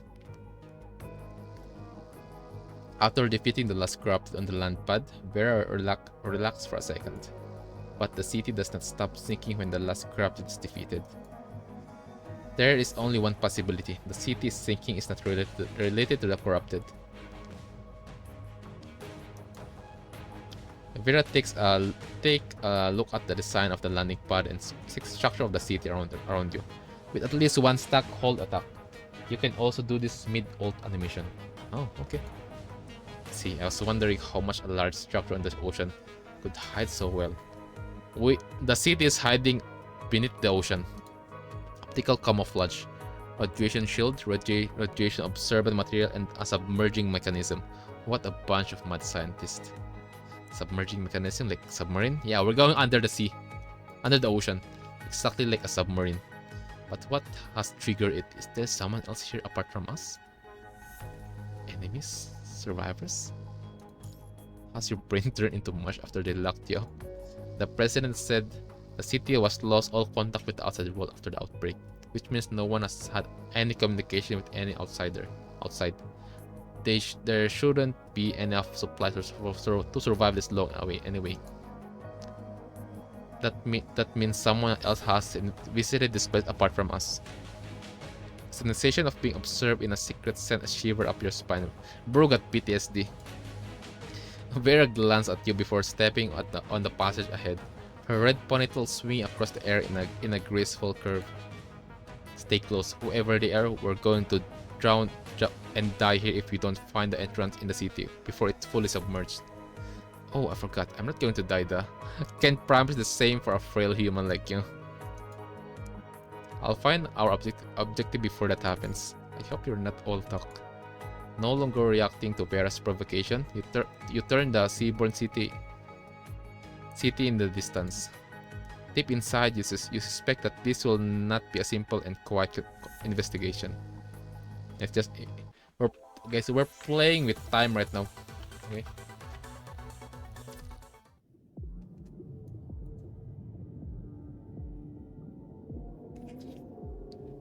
By the way, guys, those who will be staying here, we will cut the stream like on half. Once we reach, let's say, 50%. Yeah, 50%. I just felt like this stream will take like 6 hours to finish, which is we only have like 4 hours, 3 to 4 hours. Enter the city. A long time ago, before the apocalypse, like everyone else visiting the Seaborn City for the first time, Lustrous is trying to view it and soak in its entirety. If the Golden Age is a crown, then this one of the brightest jewels on it. The main island glitters under the sun, pearl white and astonishing. It looks holy, as if it is from another time. Like I said, this is so advanced. If we're talking about Golden Age, guys, bro, this is a mud shit scientific myth, legend, like combination of science and then like a theory, like the stories, like again Atlantis. The existence of Atlantis, like it's very inspired to Atlantis. Crazy. When the Phoenician merchants passed the Aegean Sea in their purple sailed ships and witnessed the sacred flame burning in the Acropolis of Athens, they must have felt the same way. What a beauty, isn't she? Lustrous. Lustrous does not respond. She is new character, Lustrous. New character, guys.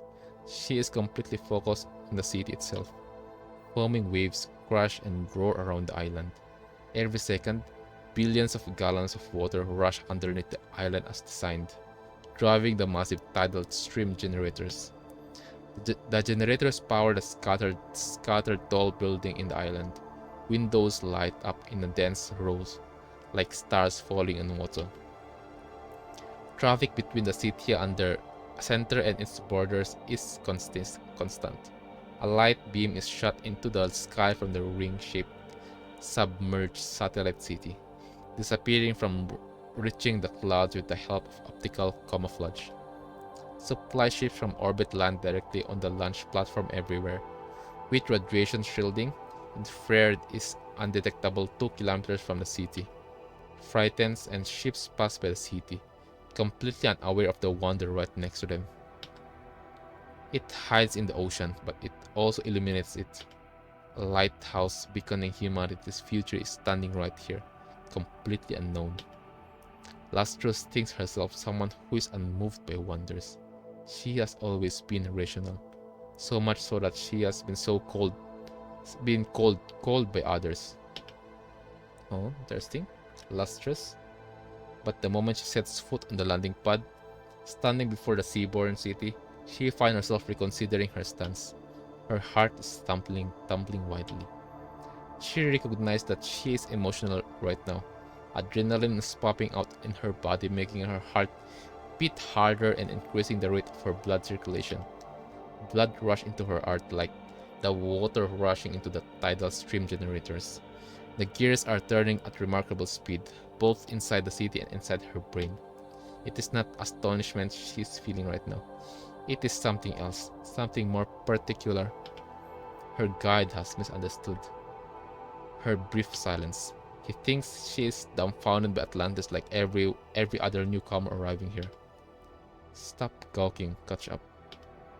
Lustrous. Oh, a blonde? Interesting. Pretty bad luck that you arrive on Submergence Day. It's the fishing season, so we're getting more boats hanging around this part of the sea. Optical camouflage won't be enough, so the city was submerged for a month. I'm taking you to the main city. Most of us will walk inside the chambers there during the submergence. Don't worry, the space is so much bigger than you could ever imagine, and supplies are well stocked like usual. You won't feel any different. I recommend looking at the sun one last time. It might be the only thing you'll miss when we're down there. Lustrous does as he says and turns to look at the sun one last time. A giant ball of fire hangs at the edge of the city. Lustrous does not feel a thing when she looks at it. She knows how people usually refer to it, earth-gracing, life-giving, more or less. There is nothing new about it. But to her, that has always been a ball of energy. Inside, nuclear fusion is constantly happening. The energy it generates every second is enough to sustain the entirety of Earth's civilization for nearly 100,000 years. It is unfortunate humans cannot conquer the sun the way they did the moon. The distance between humans and the sun is way too far. But they have a more daring option now. More ambitious than conquering the sun. 0-point energy. The source of the sun is simply fusion. After all, it means that it requires a fuel source at the end of the day, but not 0-point energy. If they can extract it, it will revolutionize humanity's understanding of energy.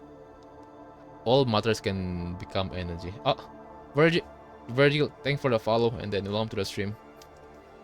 Now this is a pick. I'm not sure. Let's see though. Let's see what will chapter 15 gonna give us. She is about to become one of those who seek this path. This is why her heart is thumping. Humanity no longer has to conquer the sun. Humanity is about to surpass the sun. Crazy. Lustrous retracts her gaze, turning it to the staff waiting by the ferry before her.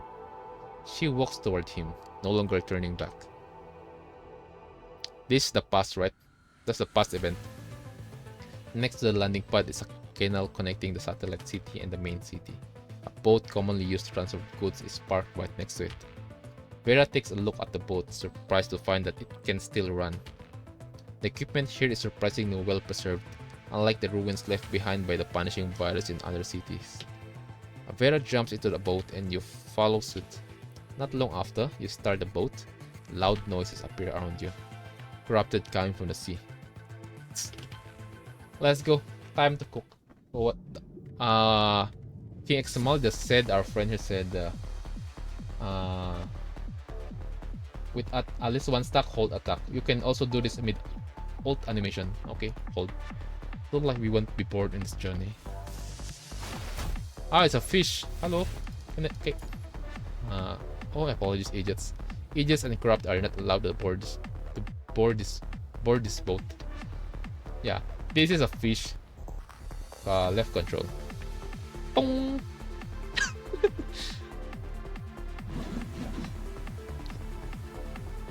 Another fish.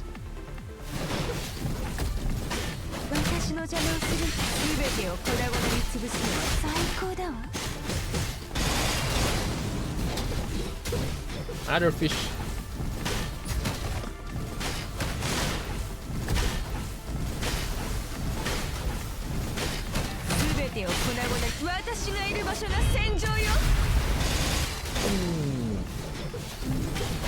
Very cool, guys.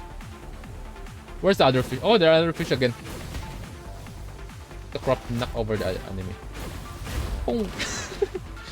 Where's the next fish? Come here. Come here.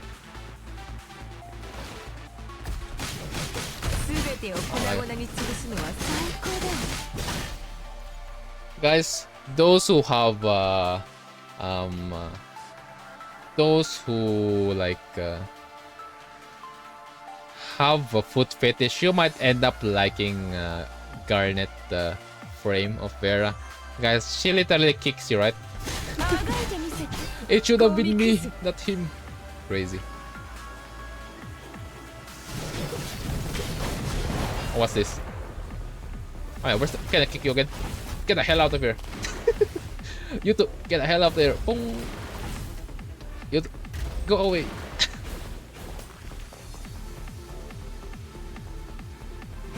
Let's kick them. Shoot. Another fish. Shoot. Shoot. Shoot.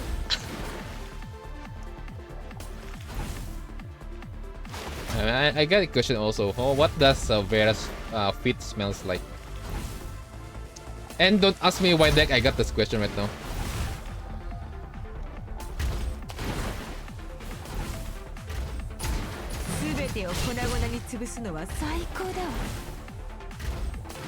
Don't ask me, guys. It just so randomly appear out of no. I just because I've been remembering the meme, you know, guys. Yeah, the Yu-Gi-Oh meme that. Oh, it should have been me, not him, like that. So I just add some random stuff there.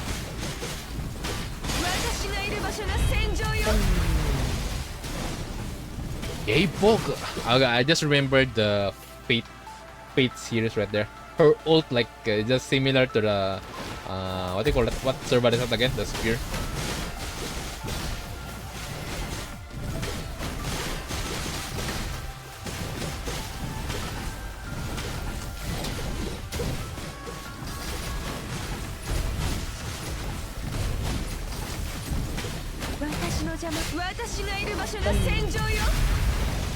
So time to kick someone. Kick again, one more. Kick you. Oh, one more. One more. Tsugi. Oh, what the heck is that? Bro is surfing. Crazy.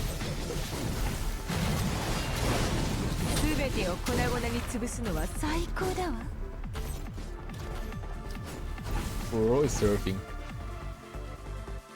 Come here, stop surfing, bro. Stop flexing.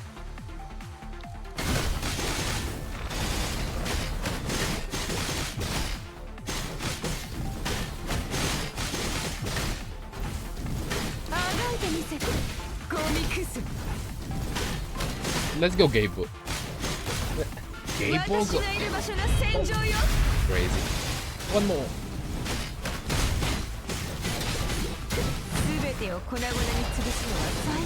Oh, is that it?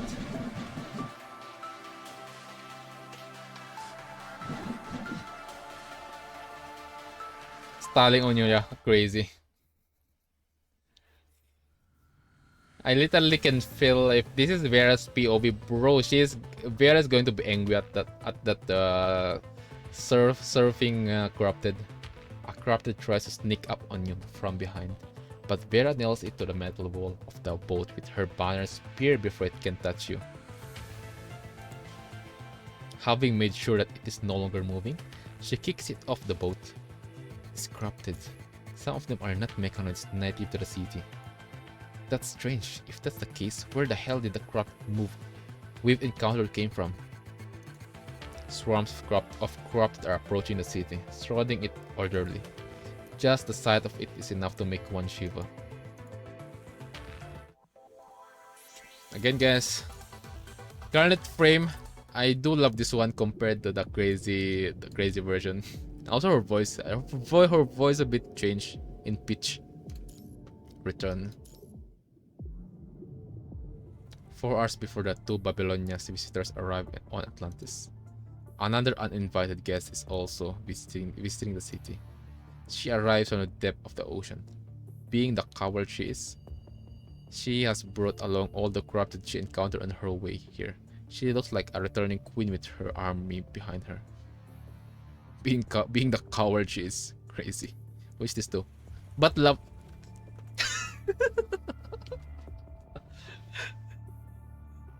Grace, it's Lamia. Yeah. It's Lamia.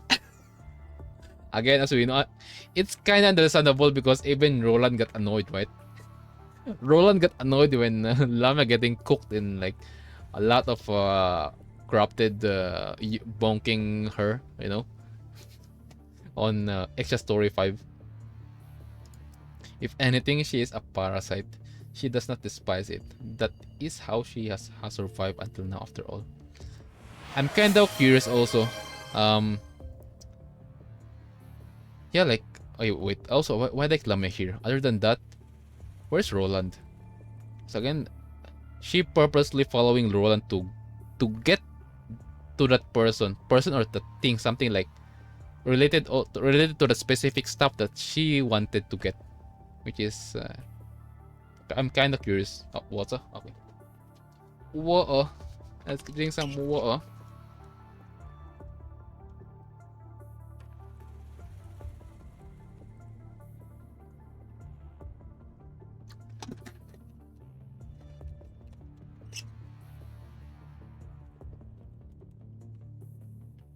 But when everyone she depends on has left, she is forced to think for herself. Is this it? When her feet touch its surface, a sense of nostalgia and strangeness hits her. That guy didn't lie. Oh, so this is the deal with Murai? I think? Probably. I finally found it. Okay, so this is the thing that she's been looking for ever since. That's why she made a deal with Murai also on during the Polyphage arc. That event on the previous chapter 13. The mermaid climbs out of the ruins, carrying a cube. Yeah, this is Murai. With this, I can finally get what I want. Yep, she has no idea how long she has walked along the ruins since she climbs out of the collapsed opening. But finally, she sees the familiar robot.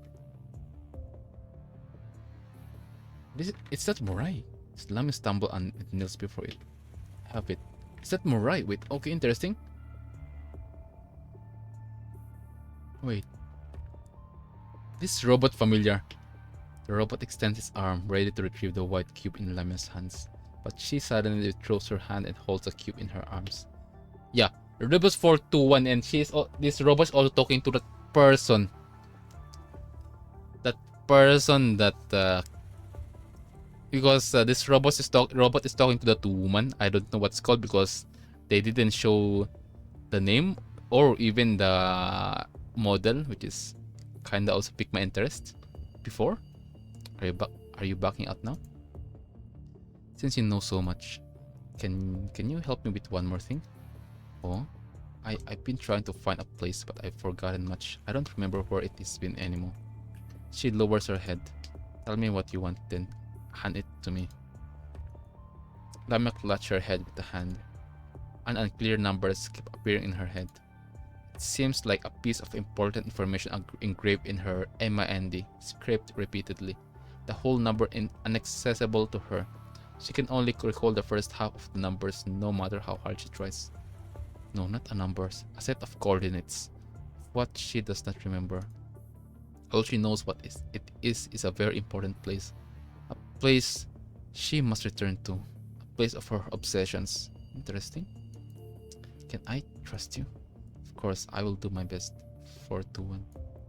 Now hand that to me, then tell me in detail what it is you want to know. The small robot's eyes glisten. He is curious, after all, about what more he can learn from the desperate ascendant before him. Interesting. 15-7. Graveyard of the Arrogance.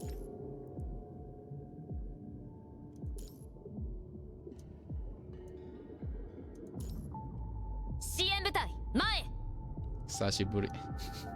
Long time no see. I haven't used my team for a while now. Crazy. The pyramid-shaped main island is superimposed above a large circular chasm, where water pours down its edge and forms one majestic annular waterfall, plummeting in the seemingly bottomless abyss. Wide roads connect the main city, and the 6 towering grey spires around it, still standing steadfast despite how long they have been abandoned. After defeating the corrupted, your boat enters the main city unscathed. Years have passed, but the pain from the Golden Age has yet to fade. The densely packed high-rise almost cover the city, but their unlit windows no longer look like stars. The closer you approach the city, the more intense the sense of dread. The 6 spires around the city are like 6 towering tombstones, save for the lack of an epitaph. Everywhere you look are marks left behind by humans, but the city feels lifeless.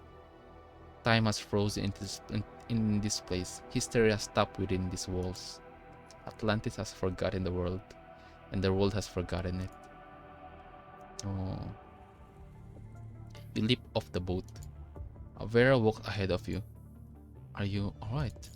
Vera's looked miserable since receiving the message from Hassan.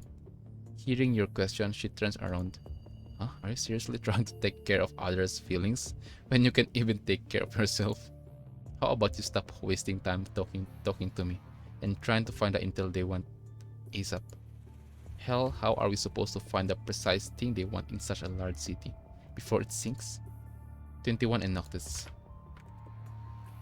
How about them? You're worried about them? Vera pulls. She turns around again, her gaze piercing, her usual mockery absent. The chief commander said he'd protect them. Do you really need someone to spell it all out to you? Don't you understand the subtext? Nicola wasn't giving me a promise, he was giving me a warning. He was warning me not to betray him. With that, you suddenly grasp what she is talking about. The chief commander is different from Kurono. Do you honestly believe that? Stop with your bullshit. Lee is on your team. You must have heard him talking about Kurono and me. I was one of Kurono's. I got transferred to the task force later. Do you know how I ended up directly at Nicola's command? Because he was one of Kurono's too. It's not a secret. People from his generation know it full well, but most of those who know that don't say a damn thing. It's not something worth celebrating after all. To understand this, the parliament is the same as Kurono fundamentally. Perhaps they have acted and believed different, but given everything you've been through, how virtuous do you think the parliament can be? The parliament and Kurono are in a deadly game of chess right now, and we are their pawns and bets. I suggest you focus on how to save yourself in this little dance they're doing first, instead of blindly trusting those in power. The frame I'm using right now is called Garnet. It's designed to fight constructs to eliminate traitors. Oh, unlike the purifying force, this frame isn't even registered in any system. Setting it to me can only mean one thing. The chief commander believes our enemies this time are the Kurono constructs. Crazy. Everything that Nicola been doing have the purpose, like it have a deep meaning beneath the surface. Can you justify yourself that the Kurono constructs are not part of Babylonia?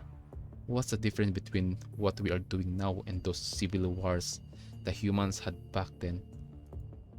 At the end of the day, they picked me for this mission simply because they didn't want to get Raven's hand dirty. Before she can finish, you sense another intense tremble beneath your feet. The corrupted hiding in the shadow reveals themselves. Stay back. Time to cook. 0. Reactor. 支援部隊到着。直ちに支援を開始する。 Move, I don't have time to waste on you. 一歩たりとも越えさせない。 Looks like this isolation device are still working. You guys too. Oh my, it's the skateboarding corrupted. Surfing, I mean.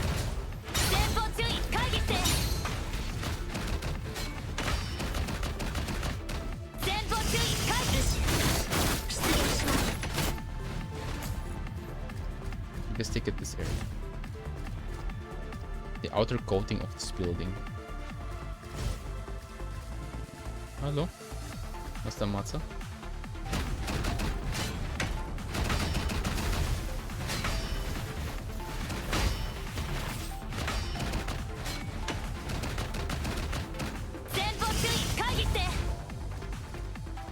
It's unusual behavior at abnormal corruption level.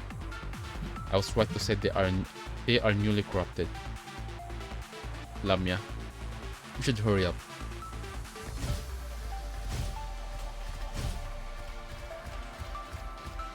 It's still sinking. Let's get rid of them quickly.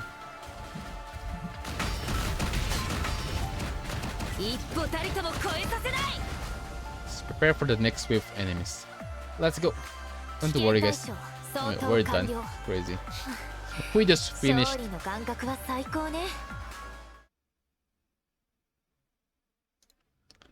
This isn't ending anytime soon.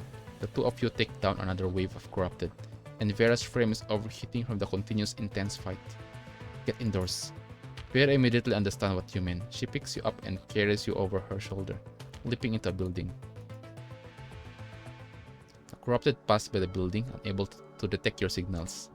As you have guessed, almost all buildings here are covered with radiation-absorbent material and built with special substances that isolate most usual signals. They are nearly invisible to a machine's eyes. Having gone through this immediate danger, Vera relaxes her tense self and sits down, leaning on the wall. There is a deep cut on her arm, vital fluid slowly dripping out from the wound. She get it earlier protecting you.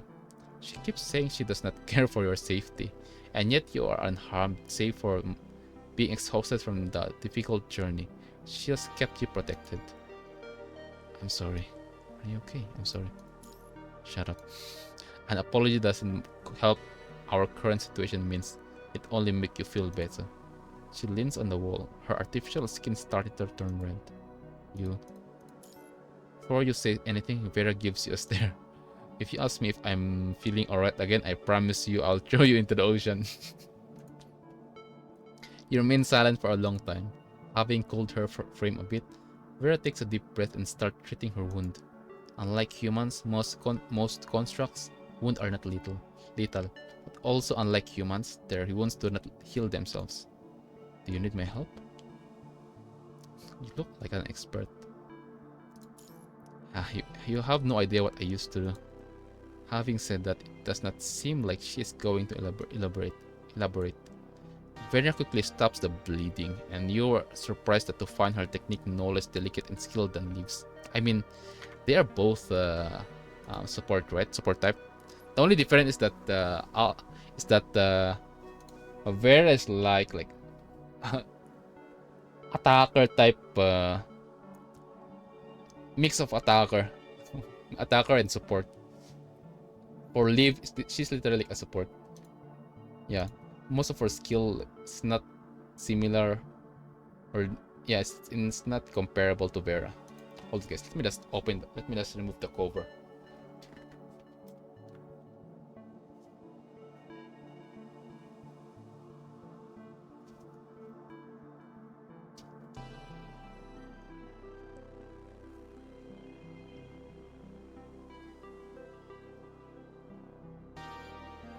Just open a bit the window so that there will be like a wind. But my room is the temperature of my room is high right now, and I don't like it. She fixed herself in no time. I can help you if you need me. Is the true measure of a chief being relentless or having incredible thick skin? She looks at you, and this time she speaks unprompted. I just think that everything we're doing now is stupid and meaningless. The Parliament, Kurono, and this mission are all stupid to their core. All those calculated men are so damn stupid. They will not stop fighting each other even when everything is at stake. I'm stupid too for telling you this. You are angry. Vera looks up. Of course I am angry, not just all of those. I'm angry at myself for having to do it anyway. Has Grey Ribbon been through so little, or are you just so damn naive? Everyone knows the punishing virus comes from within the 0-point reactor. We're already paying the price, and look where we are. How ironic to have us investigate a place like this. Don't they know how the world ended, so they want a sequel already? Well, this is human greed, that's all. She closed her eyes. A soldier crying on their deathbeds, the comrades fallen before her eyes, her memories of the past and their pain flood her mind. I thought the Parliament would be better than Kurono at the very least. Surprise, they're also morons who attempt fate. Poking at something so dangerous just to counter the opponent. You think we should leave 0-point energy alone? I don't think I know it for a fact. Can you deny that it was what started all of this? You cannot refute her words. That is a fact, like she has said. Humans have long died on the road to their ambitions. This city is just a graveyard for their arrogance. That's true, that's true.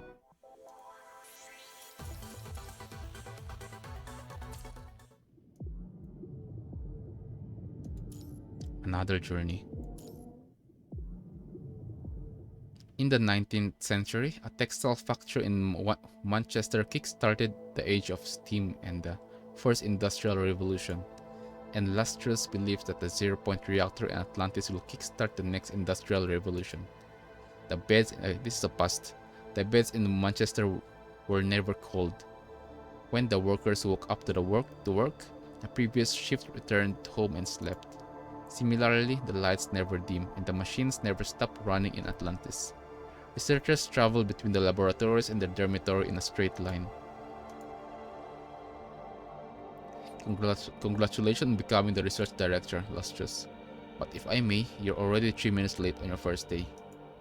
The voice recognition of the system AI was way too slow. It stopped me at the door for over 10 minutes. You should implement the logistics staff for this.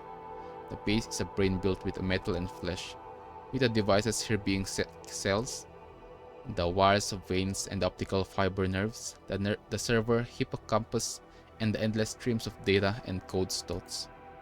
This head lives proudly in the middle of Atlantic Ocean. The humans inside are but the nutrients it needs to work, and the sugar and amino acid it requires to think. The research does not stop for anyone. For Atlantis, the 0-point reactor is bigger than the world.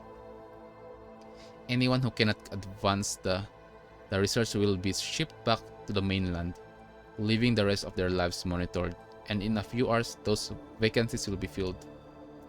Lustrous has never seen anyone that left return. This place is cruel, metabolizing constantly. Entering the conference room, she already noticed a few familiar figures gone. New faces have taken their place.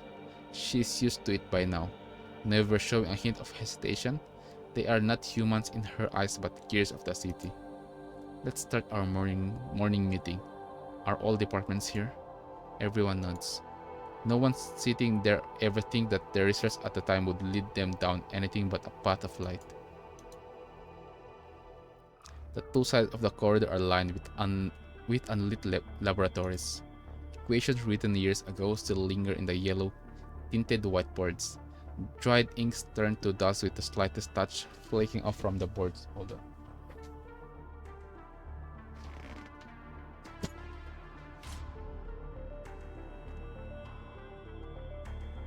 Just got my phone. Just finish charging. The empty officers are tidy and organized as if waiting for the departed researchers to return and work. A thick layer of dust on the tables and the floor suggests that it has been a long time since someone last visited. There is but the slightest rustling of air in the ventilation ducts. Inside the data center, servers grow on the clean, smooth floor like cubic trees, unaware of the time that has passed. Is it loud? I wish this is not loud, right? My game's not loud.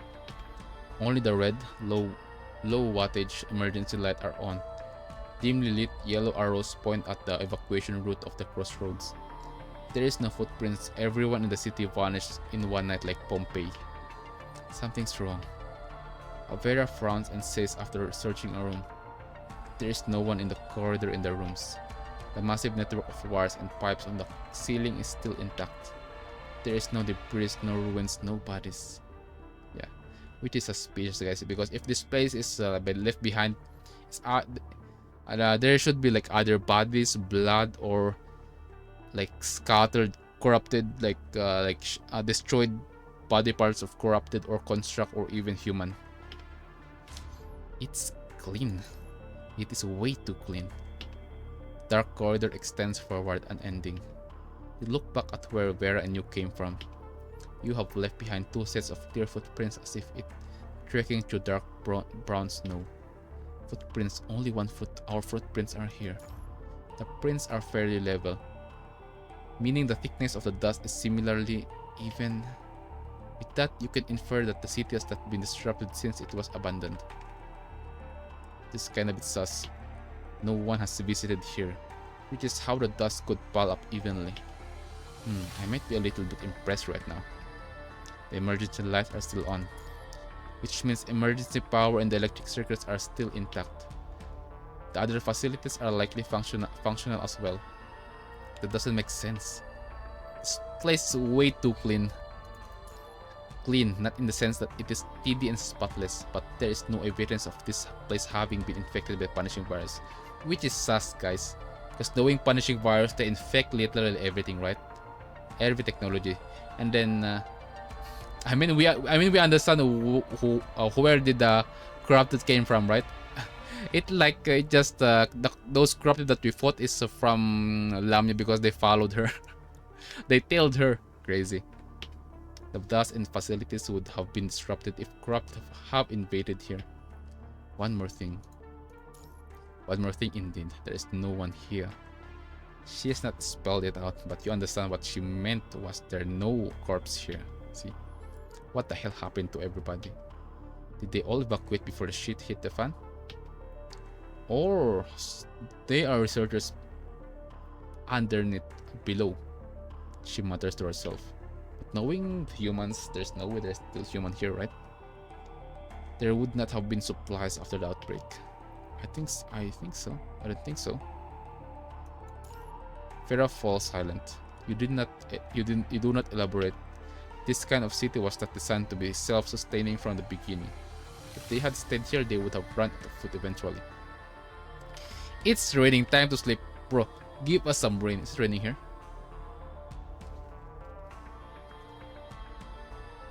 It's not raining here. Give us some rain, bro. I mean, we just got thunder's like thunder sound, like thunder sound on like 20 minutes ago on the clouds, right? Yeah. So let's see if it will rain later. Neither of you is willing to continue this conversation. You have both realized that the truth behind might be too brutal for you. Silence returned to between you, but it does not last as Vera draws her spear and destroy a large door nearby. What are you doing? Making noise. Getting their attention, duh. There must be a large number of mechanoid and drones here to support a city this big. If the punishing virus has reached this place, then there must be corrupted here. But all the corrupted were encountered on our way here are outsiders, arriving with the water. Yeah, those corrupted are the one who tailed the Lamia, sadly. Let's see if there will be a corrupted here, which is, if there will be none, that will be kind of bit suspicious. Like, how?